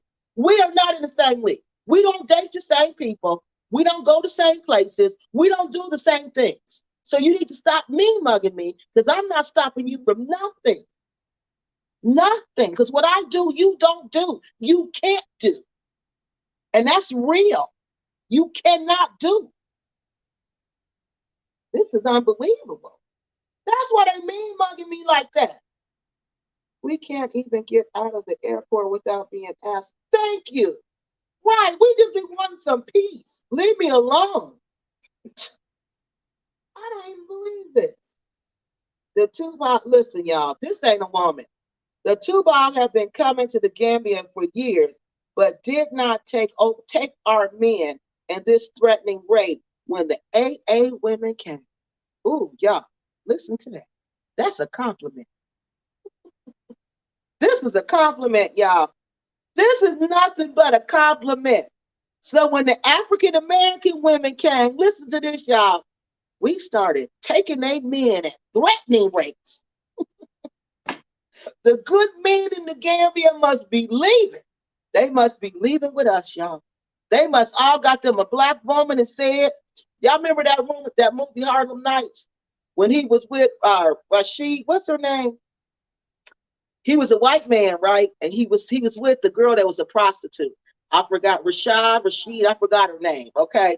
But he was with her, right? He liked her. She was a black prostitute, and he got with her. And then after he got with her, he called his kids. Remember that? And he said, put your wife on the phone. No, he said, put your mother on the phone. The son answered the phone. He said, put your mother on the phone. And so he gave the wife the phone, and he said, honey, I'm not coming home. I'm not coming back home. So basically, that's what's going on in the Gambia. That's what's going on in the Gambia. Well, we're sorry about that, ma'am. We're sorry about that. We can't help that. I'm sorry. Kiki, I think that's Happy Companion came to make sure. It is. That's a man. That ain't a woman. That is not a woman, y'all. A woman is not on here saying that because she ain't thinking about that. Because she thinking her game is tight. She ain't gonna, because what woman gonna tell you a threat to me? Ain't no woman gonna do that. Ain't no woman gonna come and say, please leave my man alone. Y'all taking my man. That's a man. That's a man, y'all. That is a man all day, every day, who don't like us. And he mad because the African men can get us and he can't. Yeah, that's a man. That is not no woman. Happy Companion love playing like he a woman, y'all. Layla Rashad, that's her name. Layla Rashad. Remember that part in the movie. But y'all got to see it. Once y'all see it, y'all gonna laugh. Because that's what she's saying. Sunshine. Yeah, it was good.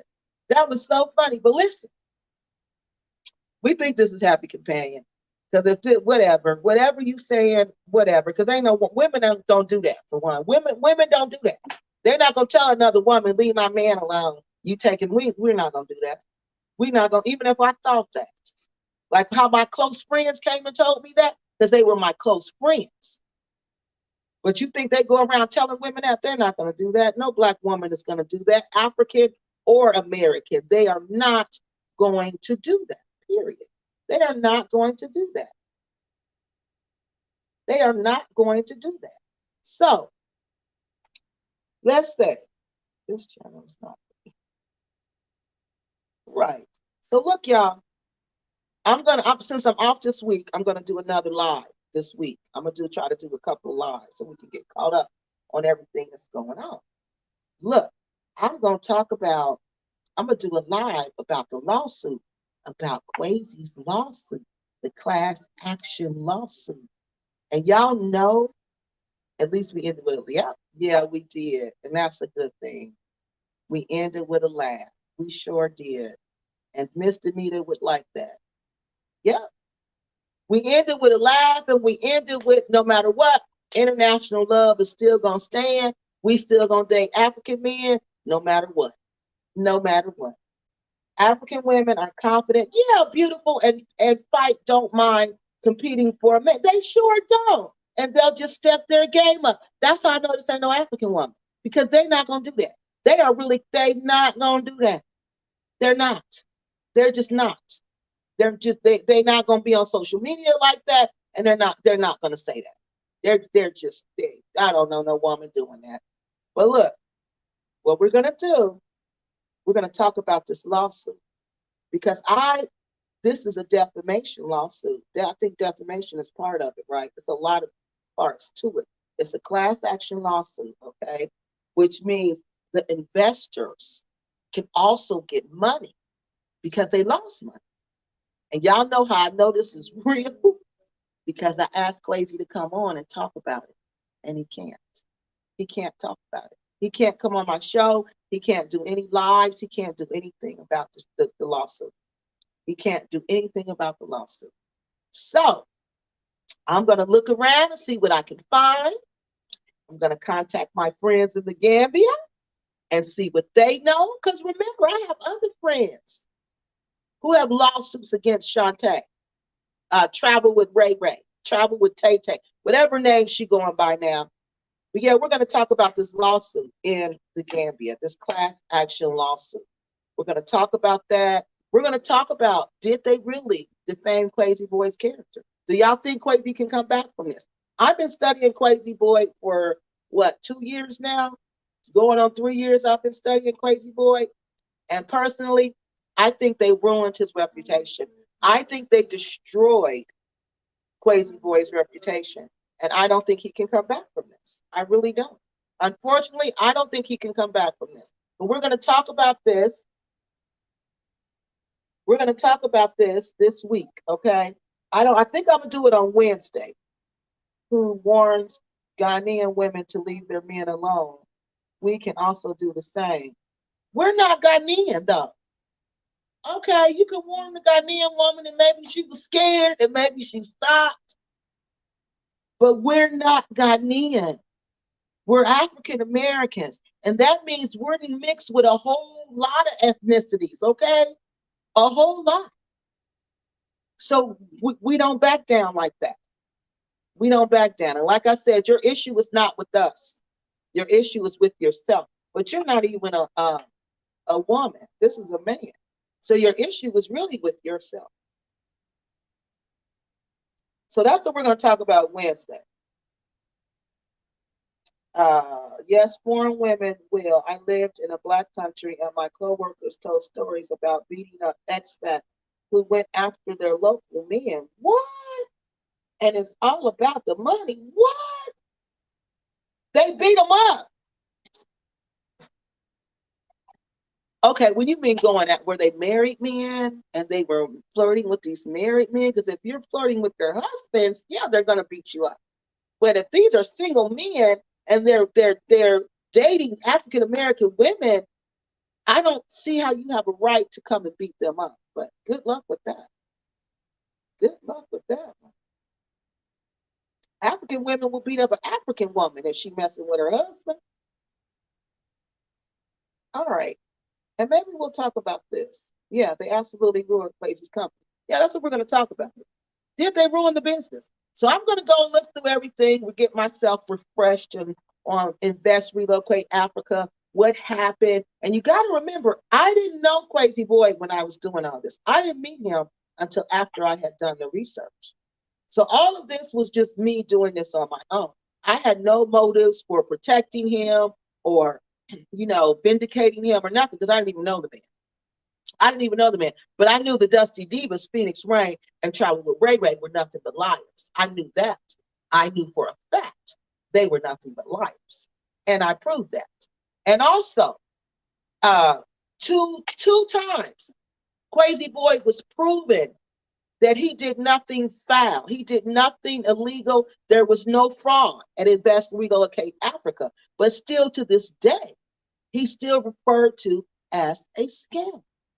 Anybody who refers to this man as a scammer, he needs to take to court for defamation. Oh, I'm losing the signal, y'all. That means get off of here.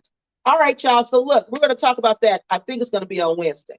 All right, that'll give me 2 days to get my knowledge back up on Invest, Relocate Africa, and we're going to try to answer the question: can Quasi Boy come back from this? Was his reputation really defamed to the point that he can't recover? I don't think he can. I don't think he can recover at all. All right, y'all. I am out of here, and I will talk to y'all Wednesday. But I'm going to do that video interpreting that dream for Black Acres before that. All right, I will talk to y'all later. Blair, hit the button for me, please, sir. The red button. Oh, I'm sorry. You don't want me saying your name.